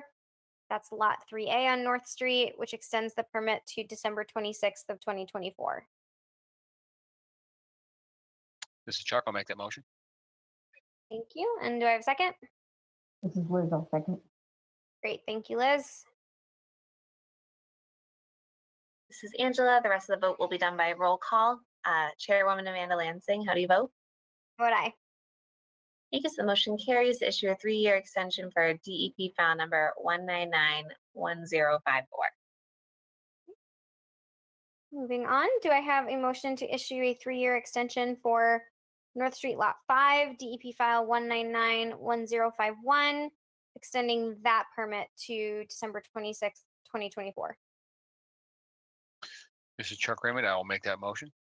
Thank you, Chuck. Do I have a second? This is Liz, I'll second. Thank you. This is Angela. The rest of the vote will be done by roll call. Chairwoman Amanda Lansing, how do you vote? Vote aye.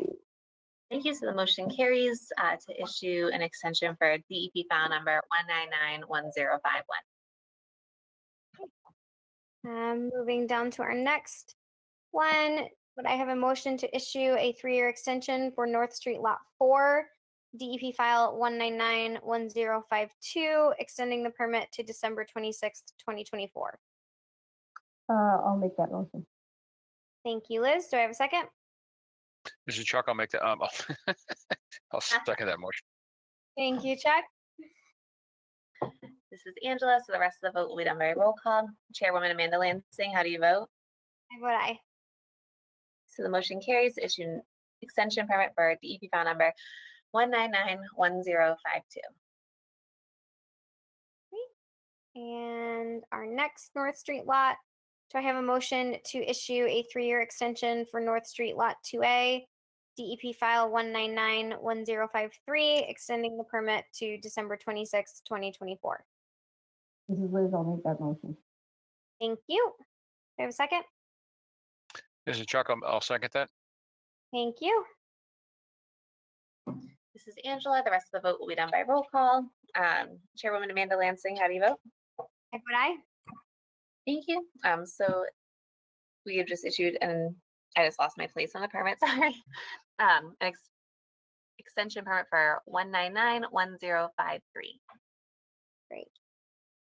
And then our last extension associated with this large project, do I have a motion to issue a 3-year extension for the North Street Utility and Road Work, DEP file 1991050, extending that permit to December 26, 2024. This is Liz, I'll make that motion. Thank you. Do I have a second? This is Chuck. I'll second that. Great, thank you, Chuck. This is Angela. The rest of the vote will be done by roll call. Chairwoman Amanda Lansing, how do you vote? Vote aye. Thank you. So the motion carries to issue an extension permit for DEP file number 1991050.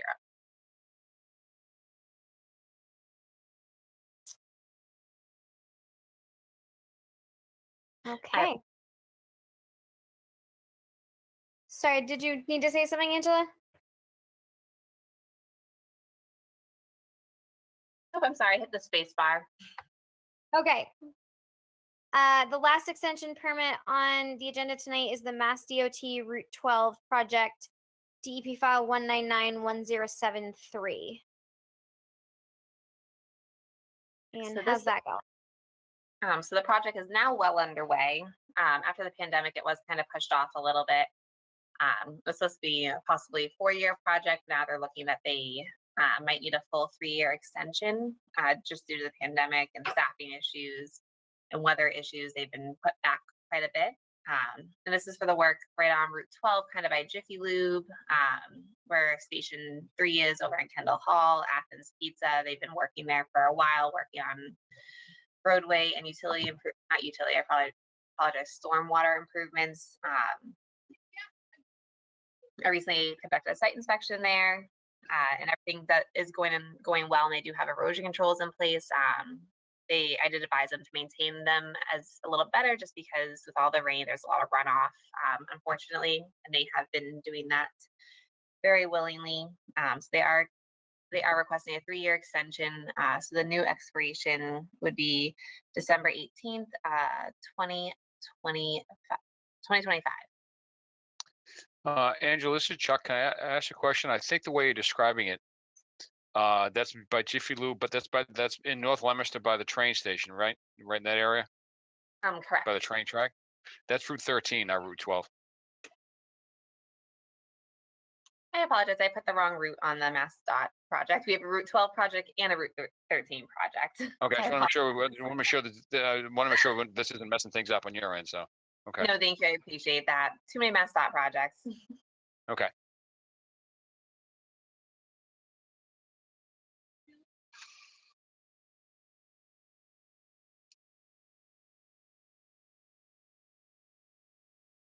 Okay, any questions or concerns with that one?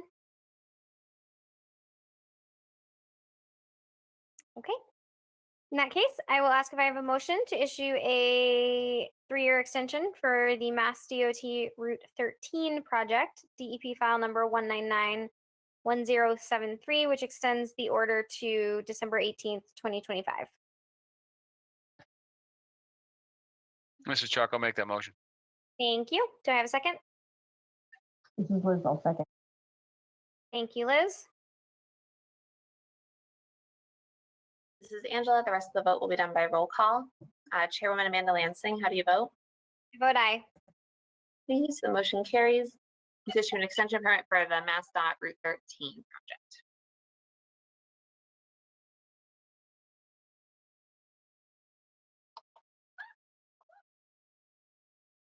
Okay, great. So that, thank you everybody for bearing with me so that we could get through all of those. That'll just be helpful going forward. Moving on to some communications. Our lovely agent is going on a well-deserved vacation next week. So we are going to decide whether or not we would like to hold the August 10th meeting or just push out any administrative stuff to the next meeting in August, which I am perfectly okay with. But let me know what you guys think. This is just primarily because I would have to post the agenda this week before I leave. Just I won't be in the office next week to post it. Gotcha. So I'm confused. Is the next meeting then the 10th, or is it 2 weeks after that? So the next meeting is the 10th of August, because that's the first Tuesday in August, and then our second meeting in August is on the 24th. So given that there's no new permits or anything for that August 10th meeting, it would just be any administrative type stuff. Oh, I see. I have to post the agenda 48 hours in advance, so I'd have to post it that Friday, which is August 6th. Gotcha. And I will be camping in the White Mountains without my laptop, so. Yeah, so it's just, do we just want to push any small administrative tasks to the August 24th meeting, given that there's not going to be any new permits to discuss at the next meeting?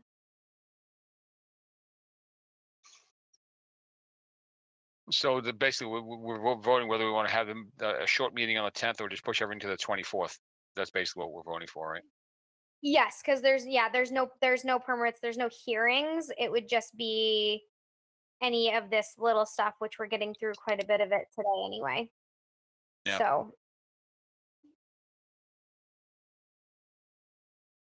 I wouldn't mind just pushing it to the 24th. It'd be fine with me.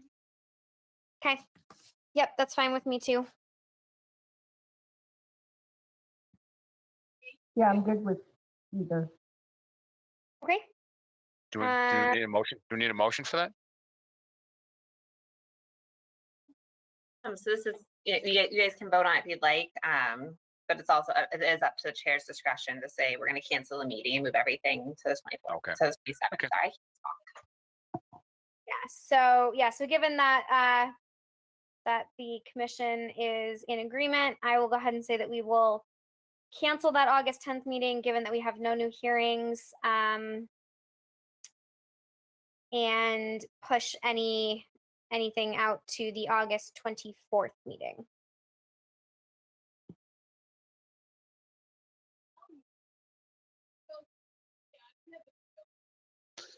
I'm down with that. Is Okay. Is that the official terminology? Yeah, you're down with that. All right. Moving on, no meeting minutes to approve. And could you scroll down for me?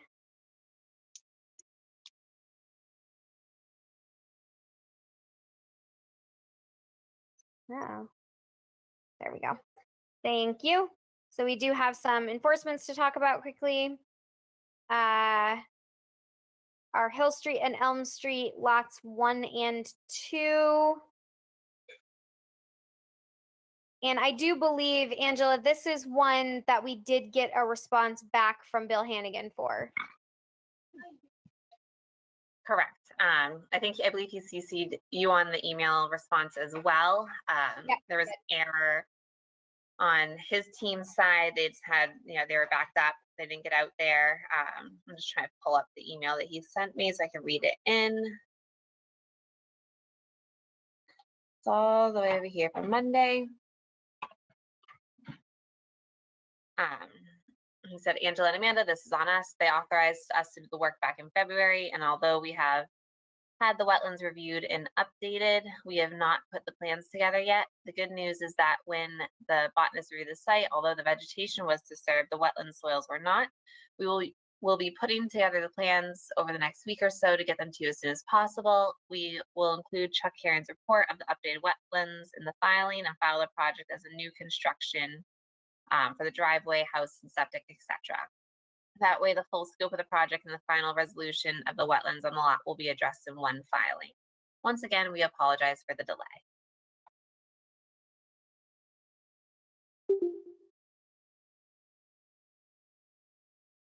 Okay, great. So it's good that we have an update on that. And unless Chuck or Liz, you guys have anything else that you would like to add, we will continue to leave this on the agenda, at least now knowing that there's movement on this. 519 Pleasant Street, we sort of discussed already. I don't know that there's much more to say there. Not really sure what else we can do on this one, Angela. Because we've spoken to DEP about it, like. So I don't know, is there any other update or anything else that you'd like to add, or are we still sort of just playing a waiting game? I'm going to try and contact the homeowner as well as Hannigan Engineering. As last I had heard, he was using them as his method to handle the enforcement. I didn't hear anything back yet, so I'm not sure if that fell through. But when I speak to him either this week or this week, I will make sure we're updated for the next meeting. Okay. Thank you. So we will leave that one on there. The perennials on Lakeshore Drive bank eroding due to past alteration. What's going on with this one? Right, bear with me while I pull it up. I was contacted by the homeowners, the property owners. They recently purchased this property this year. Mike did submit a plan to me, which I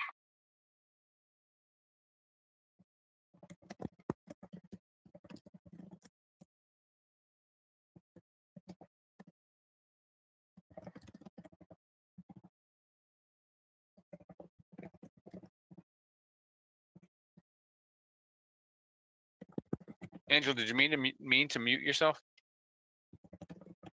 did not. It's been a very long, hot day. So basically, I was contacted by the new property owners, and they noticed that a portion of the peninsula had started eroding into the lake. And upon further review, it looks like the previous owners may have done some site work there and dug out another section of the peninsula and added the fill towards the tip to kind of extend it to give themselves maybe a little bit more room to sit or spread out or to possibly build, who knows. He notified me immediately as he realized how bad the erosion was and how he was losing the slope there. I went out there, I met with him and his wife, and we discussed the different methods that they can use. And so basically, I think the easiest and best method would be to take what was excavated and place it back to where it originally and naturally was and stabilize it. They did install straw wattles right along the shoreline to prevent anything else from, getting into the lake. And then he did submit, I asked him just to submit, an email with an erosion control plan and a plot plan, which he has submitted and is extremely detailed. Trying to zoom out here a little. Let me scroll through here. The objective, he put an objective in, which is to stop the current erosion on the northeast slope, return the shoreline, and plant some native species, and provide food and natural habitat for wildlife. They're proposing to do this, which they have a lot of experience with. I guess they owned property on the Gulf of Mexico, and they had a large waterfront property on Fort Pond previously. So the first thing, I issued an emergency order for them to install erosion controls, which they installed overlapping 12-inch straw wattles instead of the 9-inch. And they are being held in place by 48-inch oak stakes at 3-foot intervals. So let me scroll. Oops.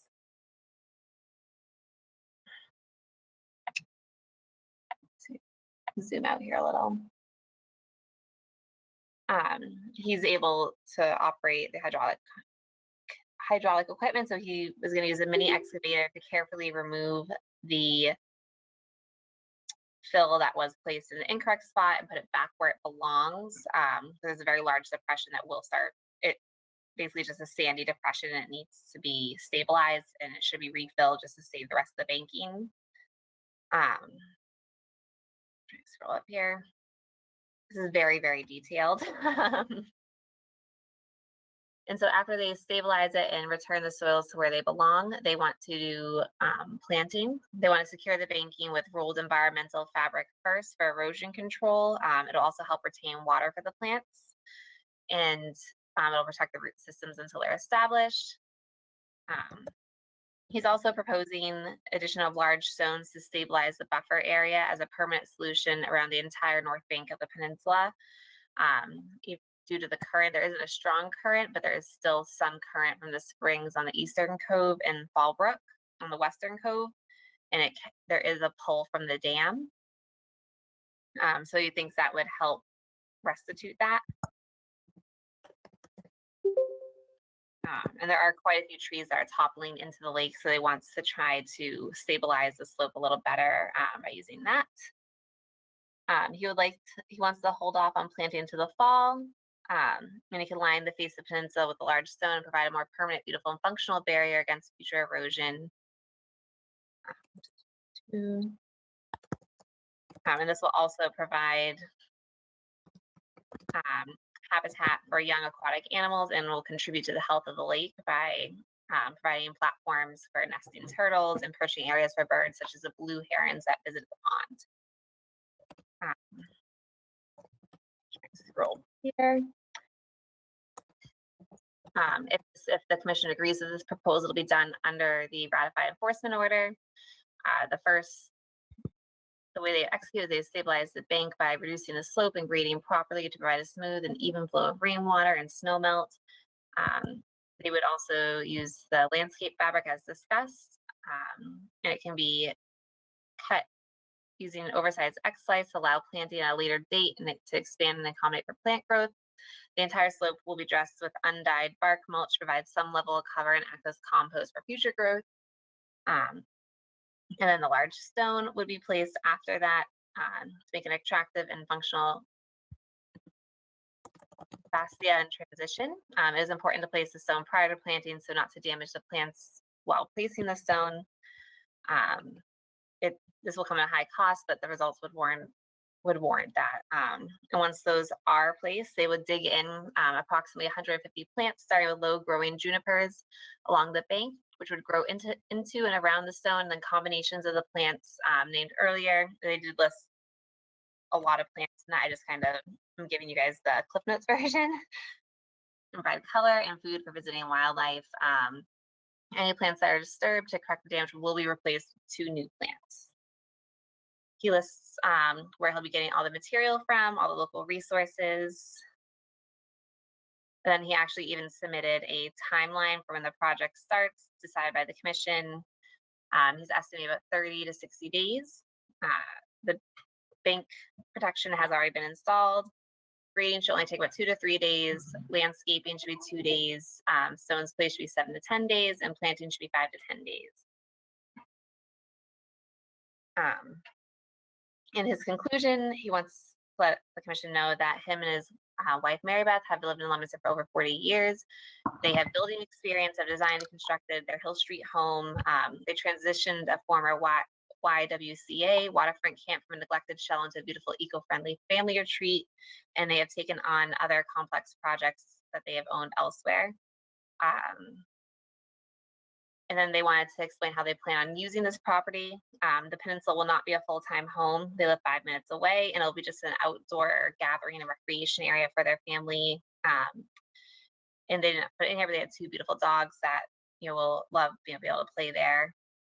They want to have a small building in the future, possibly 1,000 square feet, to securely store their water sport equipment, outdoor furniture, etc.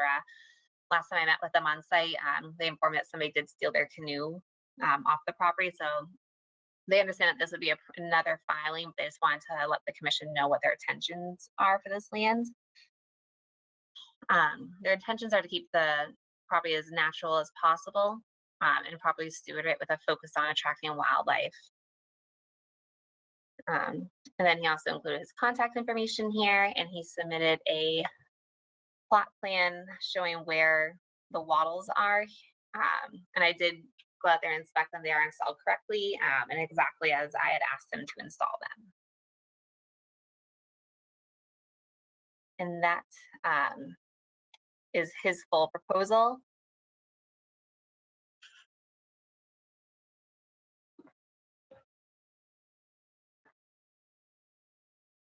Any questions?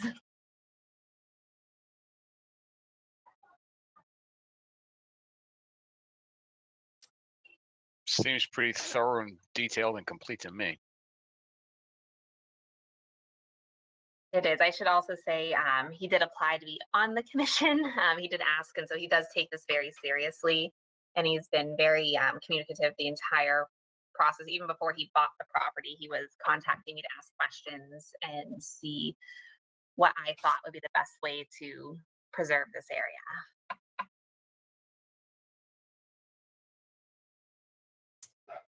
Okay. Yeah, that's awesome. I appreciate all the detailed information that he sent over. So we would be issuing an enforcement order, and then they would be submitting a filing for all of the work that they would like to do. Is that what I'm understanding?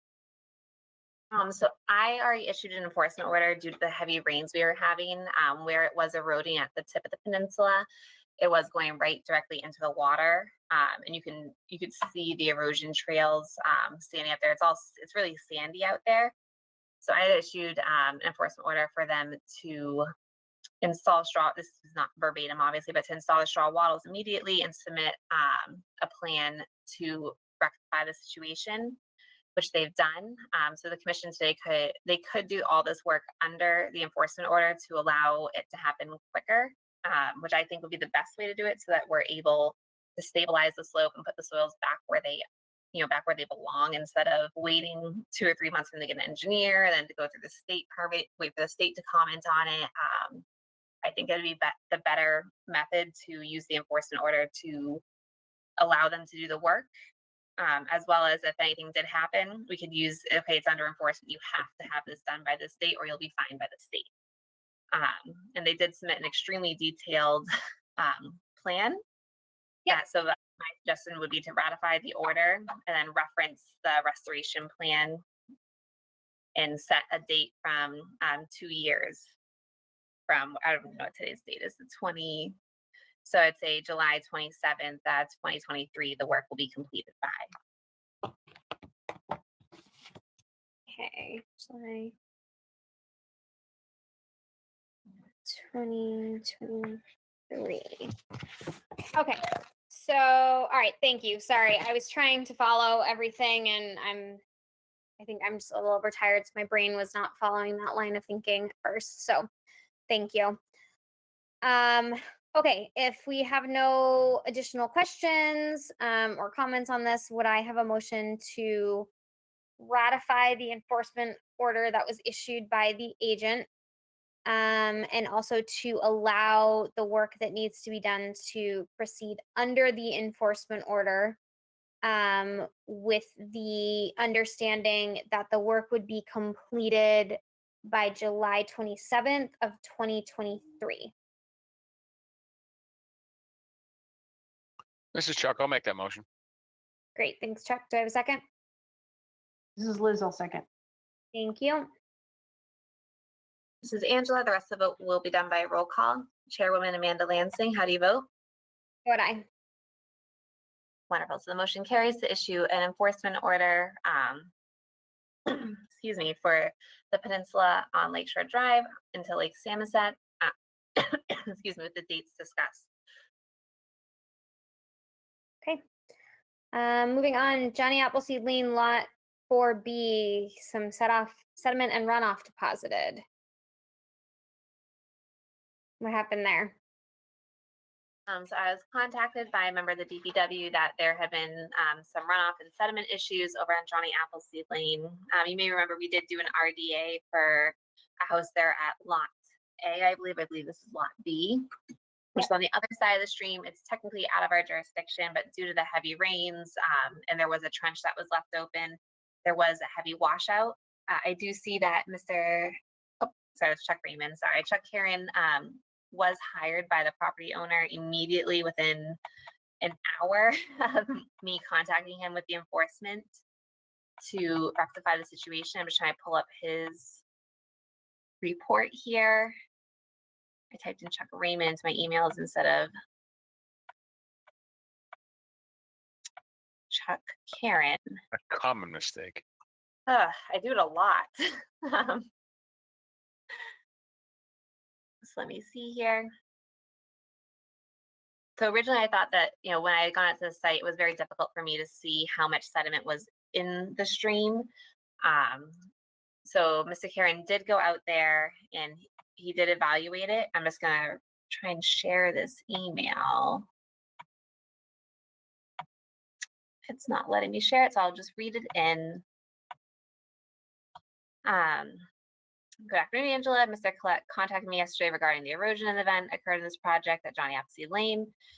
He conducted a site inspection. During his observations, there was erosion from the site that recently occurred. The sediment flowed north on the road to the brook at the road's low point.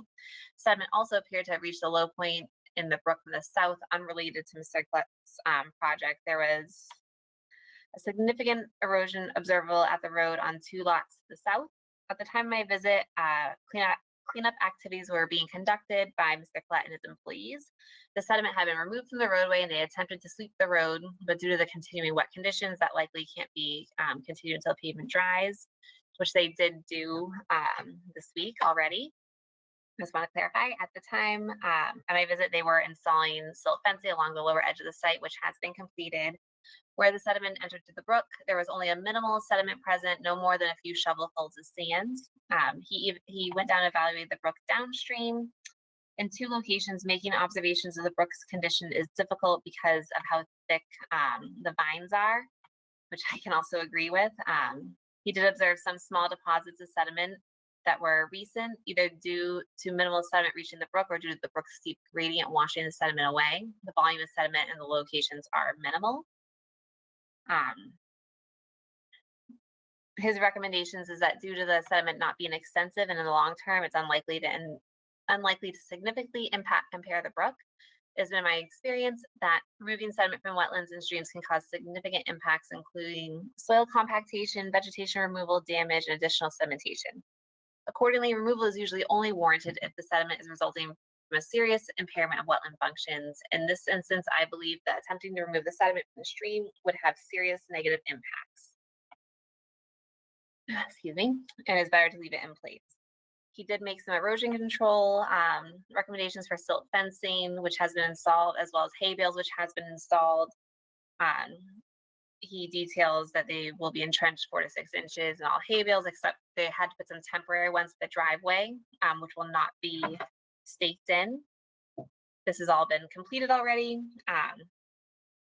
And every day at the end of the workday, they are placing the hay bales back at the end of the driveway, which I have driven by and inspected. There will be arcs of hay bales along the swale at the southern side of the driveway, which has been installed. And the earthwork on the site should be expedited so that all disturbed areas can be stabilized as soon as possible, which has happened. DPW assisted me in having the trench closed up and having the contractors get out there ASAP to finish the work. There's a couple other details about the silt fencing and erosion controls in here, but they've completed all and it's all been extremely helpful. There hasn't been any more sediment deposits. So originally, I was going to advise the commission to issue an enforcement order to remove the sediment, but after discussing with Chuck Karen, I do agree that if it's minimal sediment deposits, it would cause more damage to go into it and rip them up. So it is up to the commission if they want to continue to issue an enforcement order, but at this time they really have addressed everything that I asked them to in a very timely manner. So this wouldn't be considered an enforcement in my opinion.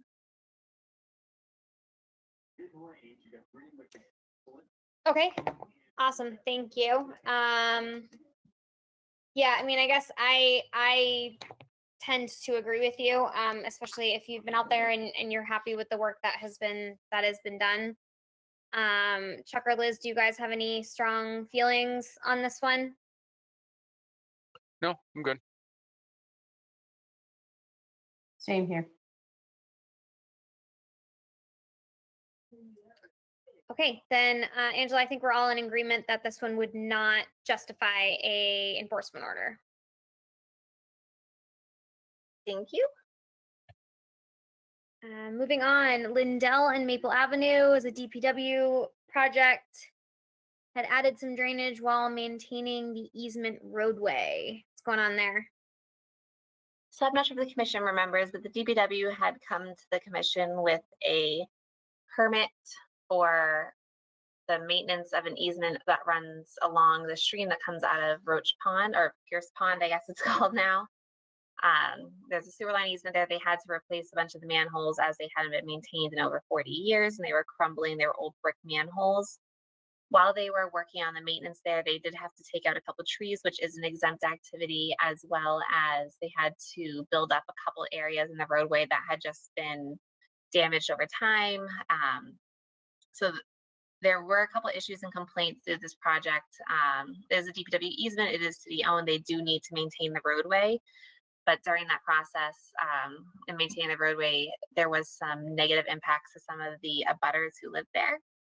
And one of the impacts is this woman, her backyard, this area does become wet frequently, but due to them having to build up around the manhole directly in her backyard, the DPW was concerned that the water would not have a natural path. And so they had installed a 6-inch pipe and riprap slightly higher than the normal level of water there, so that it would only overflow if it would only connect and go back at a rate that would not fully drain the wetland there, but it would allow, if it became overflowing and flooding conditions, it wouldn't pool. It was brought to my attention by DEP because one of the homeowners had made a complaint to DEP instead of the conservation office. So after speaking with Kimberly Roth, she advised us, issuing an enforcement order for them to file some retroactive permitting for the drainage that was added, as that is not under their exemption.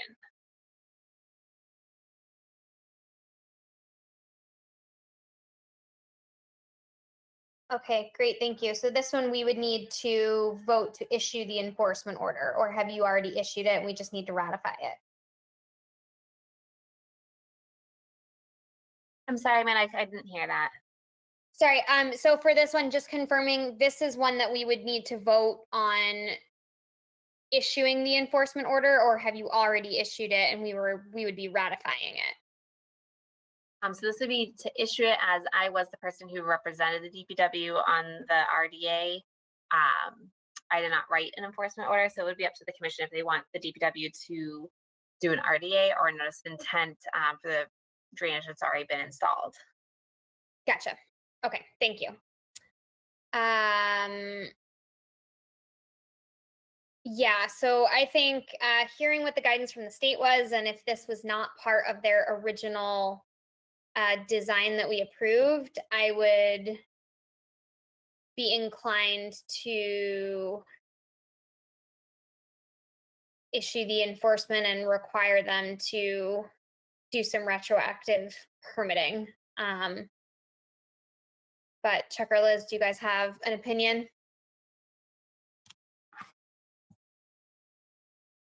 That sounds about right to me. I agree with you.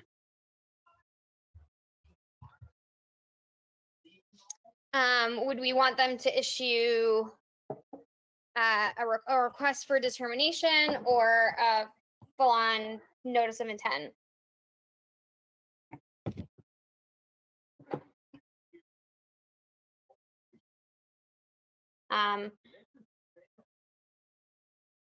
That's the question. If we want some permitting, what do we want to require them to do? I don't know. I think an RDA might be appropriate in this case. I mean, they've already started doing work there.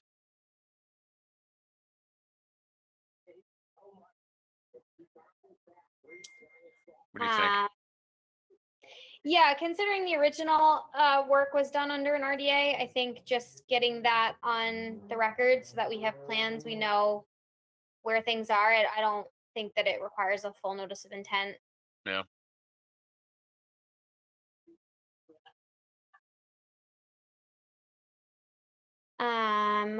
Okay, so for this one then, and Angela, I know you always have to remind me, so for this one, we would be voting to issue an enforcement order that would require an RDA based on the discussion that the commission just had. I believe the motion would be to issue an enforcement order that would require the DPW to submit an RDA for the drainage installation that was already done.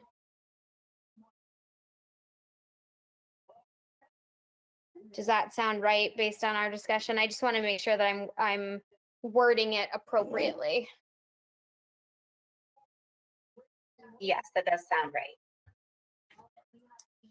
Okay, thank you. I know you can't give us a recommendation. I just want to make sure I word things the correct way.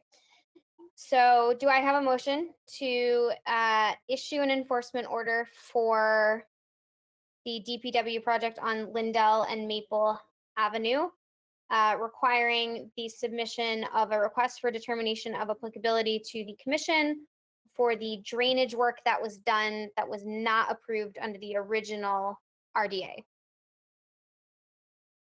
This is Liz. I'll make a motion. Thank you, Liz. Do I have a second? This is Chuck. I'll second that. Thank you. This is Angela. The rest of the vote will be done by roll call. Chairwoman Amanda Lansing, how do you vote? I vote aye. Okay, so the motion carries to issue an enforcement order as discussed. Great, thank you. And the last enforcement on the agenda, 76 Nashua Street, some wetland alteration going on. This is Angela here. So I was contacted by the property owner who was concerned about one of her tenants altering the wetlands. So I did go out to the site and I evaluated and I spoke with the tenant to see, what was happening. After speaking with them and looking at the site and looking at orthos and past history of the site, I kind of found out what happened was that they have a gravel pad that crosses over a culverted intermittent stream hydrologic connection in the wetlands. That's been there historically. That's been there. I'm trying to open this up here.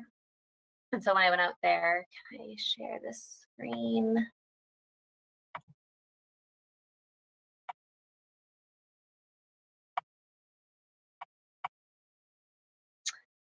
Whoever can see that. And it's not sharing the right one. Here we go. Here we go. So I did speak with him and with Mike and Mr. Richards to rectify the area. So the previously gravelled area got slightly extended when he refreshed the gravel by 4 to 2 feet. And then I was informed that the property owner had someone go in and mow the area next to it. And when it looks like when the lawnmower had gone in, it dragged some of the gravel into the wetland area. The grade elevation is above the wetland next to it, so it isn't considered really filling it in. And I spoke to him, the gentleman who put the gravel in, and he understands that he cannot extend that gravel area. That's talking to me and coming to the commission. And then we discussed ways to prevent it from being further extended. So they will be they'll put a tree or a boulder barrier to prevent this from happening in the future. I also wanted to address that, we really shouldn't be mowing the wetlands. And when I was on site, it was clear that there were wetland species of rush and sedge, as well as the organic soils that were saturated consistently. There was hydric soils in the area as well. So I did ask the property owner to refrain from mowing that area. Oops. Trying to scroll down here.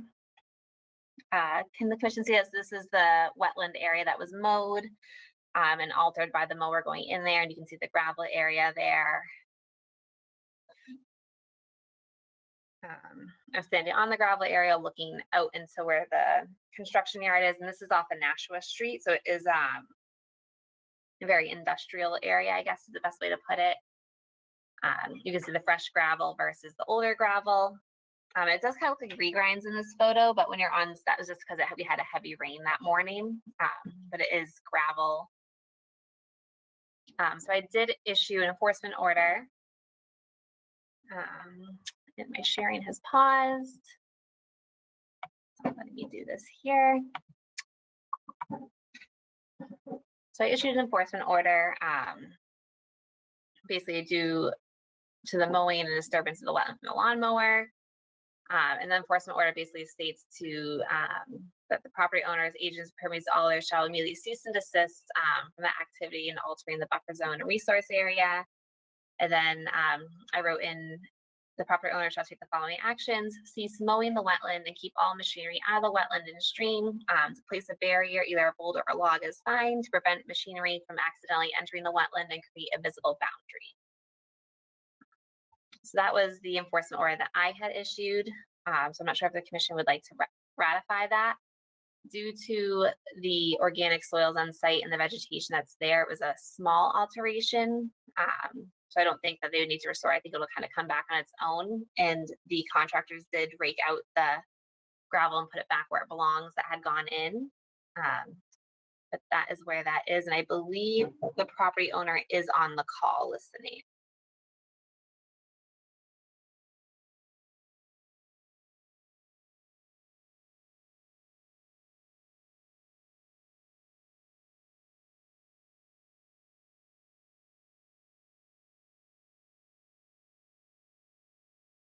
Can you hear me?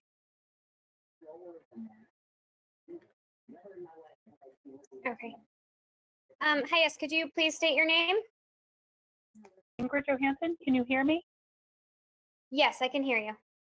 Okay.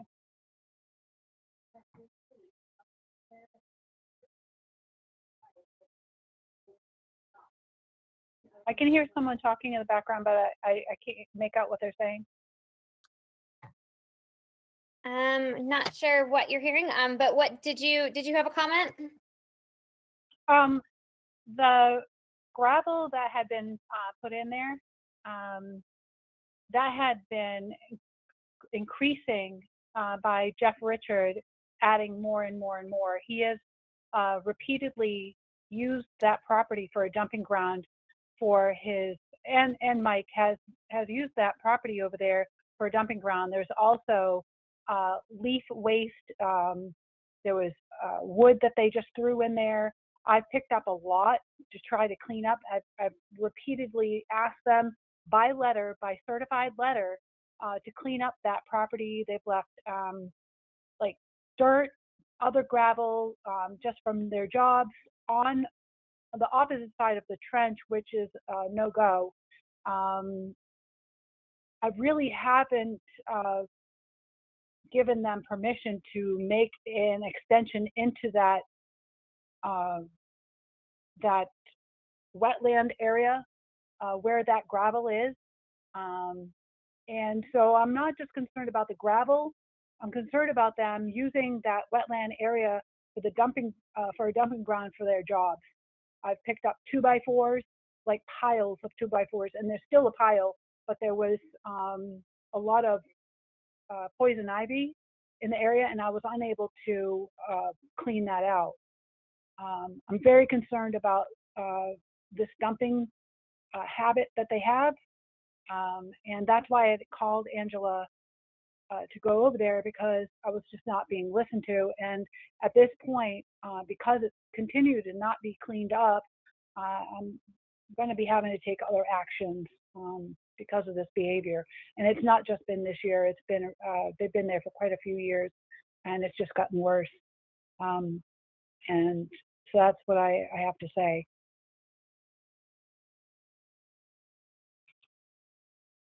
Ma'am, this is Chuck. I mean, one of the commissioners. I'm sorry. You're the property owner. Is that correct? Property owner with my brother, but my brother, because of his mental and health condition, is unable to maintain that property. Okay. Okay. So you're a co-owner of the property. Yes. Okay. Just want to make sure I understood. Thank you. Yeah, sure.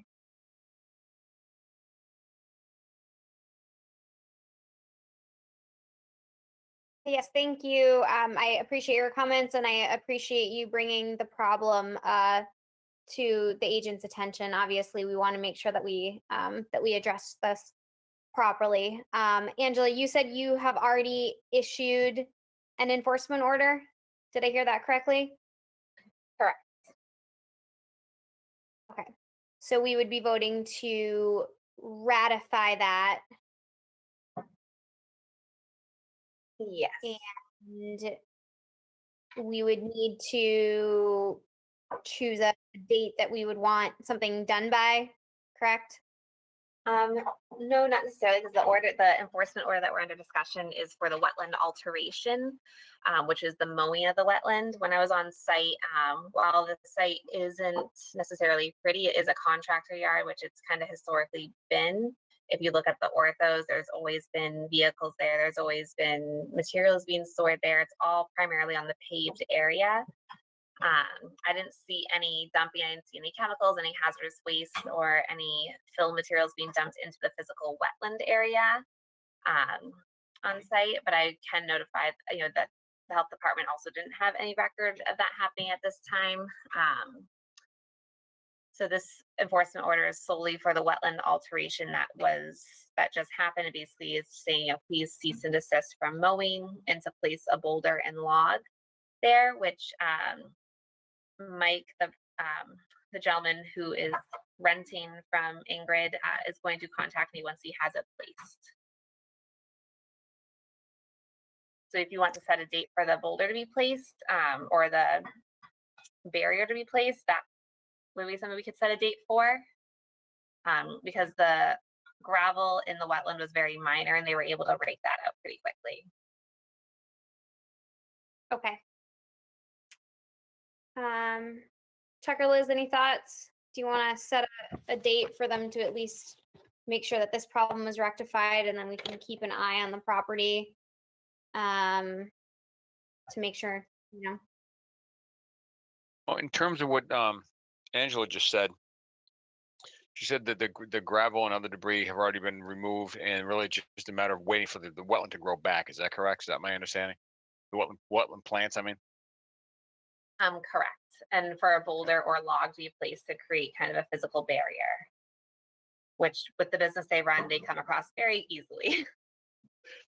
Okay, so it's going to take a little while for the plants to grow back. Obviously, we can't give them a date certain for that. Yeah. But so in the rock and boulder already there? I did not have time to stop there today, but it's on my list of sites to hit up this week to see if they're in place. Mike had told me he was going to give me a call once he had something in place, and I did not check my voicemails this afternoon because I was out in the field for most of the afternoon. But they were really cooperative about wanting to rectify the situation. And every time I've had to deal with these contractors on different sites, they have rectified the situation within 24 hours typically. So if you wanted to set a date for a month or two to allow them to put a boulder in, or I can just go out there and check this week and see if it's in place. I think a month is kind of generous. I was thinking, well, maybe give them until our next meeting on the 24th, which is a month, I guess. That sounds agreeable.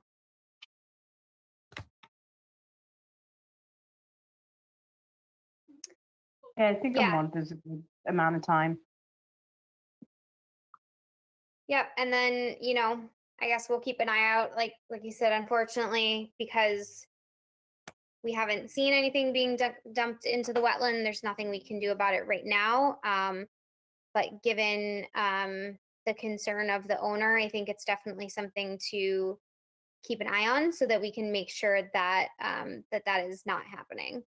But tonight we will vote to ratify the order to at least stop the mowing of the wetland alteration, and to have them place a boulder, a log in that location. So given that, do I have a motion to ratify the enforcement order issued by the agent for 76 Nashua Street with the understanding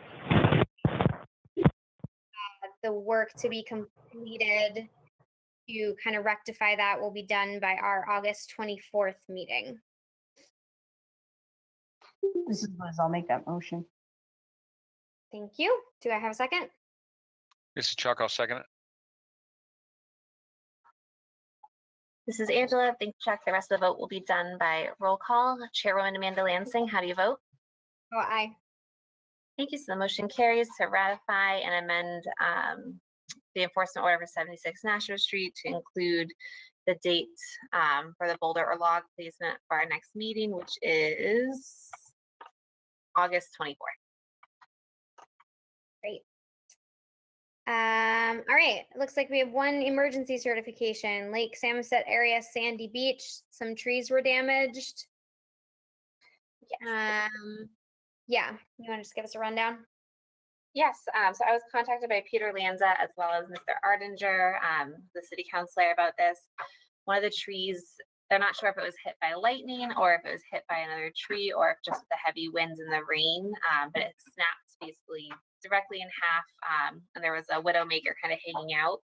And when they looked at it and they had the arborist look at it, he noticed that there was evidence of carpenter ants on that tree, as well as a couple other, about 3 or 4 trees also right there. They advised them taking them out immediately due to the heavy winds and rainstorms we have been having. And this was a couple weeks ago, right before Hurricane Elsa was supposed to hit. So they were very concerned about that, understandably. So I issued an emergency certification to take the trees down, but to leave the stumps for animal habitat. The area is already, it was a grass maintained beach area. The work has already been done due to the high risk situation and the winds we were having, and everything was done successfully. So this would just be to ratify it. And there still are several, probably about 15 other trees in the area that are completely healthy.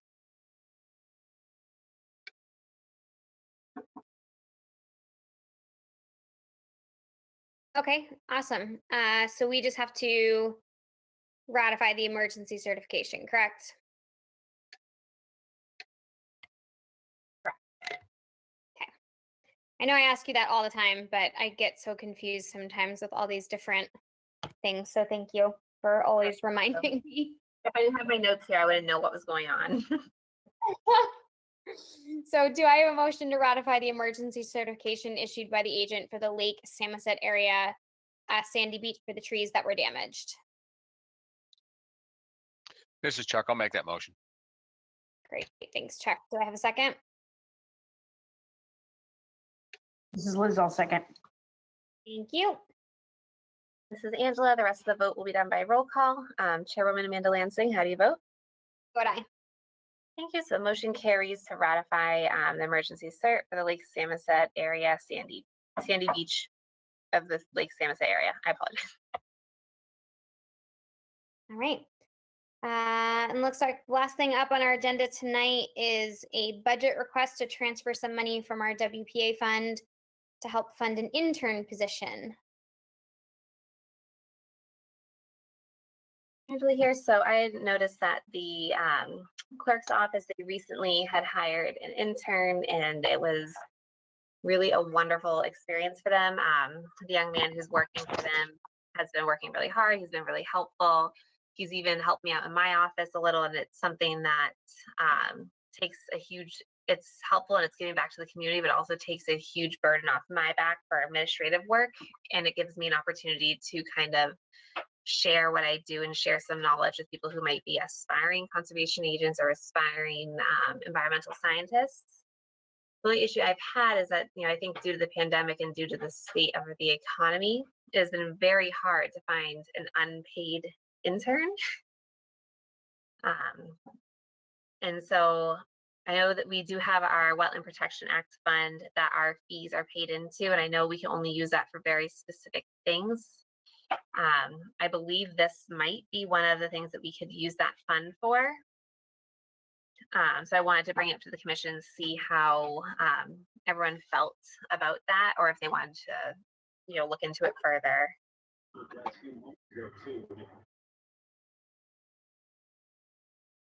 Oh, this is Chuck. I'm fully in favor of that. In fact, I would say if we don't get approval for this, then you say then you want a part-time employee because you're a one-arm paper hanger, Angela. You need some help. So I'm fully in favor of this. Thank you, Chuck. Yeah, I honestly think it's a great idea. And maybe you can get those records in perfect order too. Yeah, I also agree. I think the thing is we just need to make sure that we can actually use the funds for that. So if we're all in agreement that as long as we can legally use the funds for that, I think it would be awesome. I think it's Angela, who would we need to go through to confirm? Is it the city solicitor? I believe so. I believe it'd be the city solicitor, as well as it wouldn't hurt to check with the new city comptroller. I know the WPA fund is basically the Conservation Commission has sole control of it. No other departments can really touch it. So if the commission does need to encumber money from it, the commission would vote on it and then it goes to city council for approval and to explain. But no other department can say, oh, I want to take $5,000 from the Wetland Protection Act fund. It's solely us that have access to it. And there are some very weird legal loopholes, I don't know, hurdles that you have to do. So it might be a good idea to refer it to the city council. I'm sorry, the city solicitor, and to Jen, the new city comptroller, before we vote on it, maybe. Yeah, that's what I would say, because obviously we are all in agreement that one, you absolutely could use some help, and if we have the funds to provide that help to you, I think we are more than willing to do that. I just want to make sure that legally we can. So if you want to send that over to them, or I don't know if you need something from us that says we're completely on board. Or if I you can could just send send it over. Yeah, I can send it over to them and have an answer hopefully by the next meeting. Perfect. Then I would say go ahead and do that, and hopefully the answer will be yes.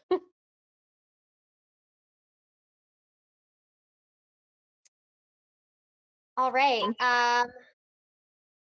So our next meeting obviously is not Tuesday, August 10th now. We have moved that to the August 24th meeting.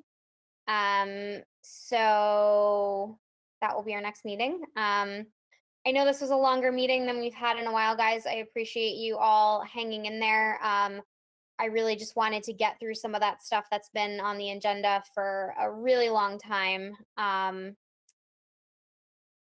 Knowing that we'll have new stuff coming in. So thank you guys for hanging with me. Well, I'd like to have a comment about that, by the way. So a few months ago, you say that I made a motion for 45-minute meetings. This is drastically not 45 minutes. I need to object. So if anything we can do going forward, that'd be great.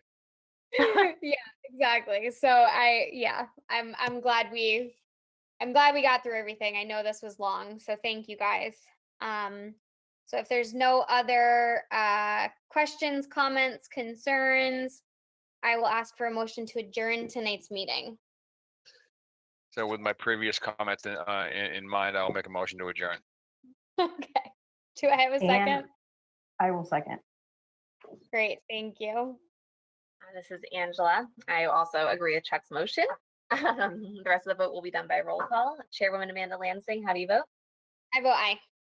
Thank you. So the motion carries to end this Conservation Commission meeting at 8:36 p.m., drastically over the 45-minute time limit. But we're working on it. We'll get back. We'll get back there. Yeah, next Thank winter. you That's guys all right. so much. All right, thank All right, you good night. guys. Thank Have you. a great evening. Bye. Thanks. Good night.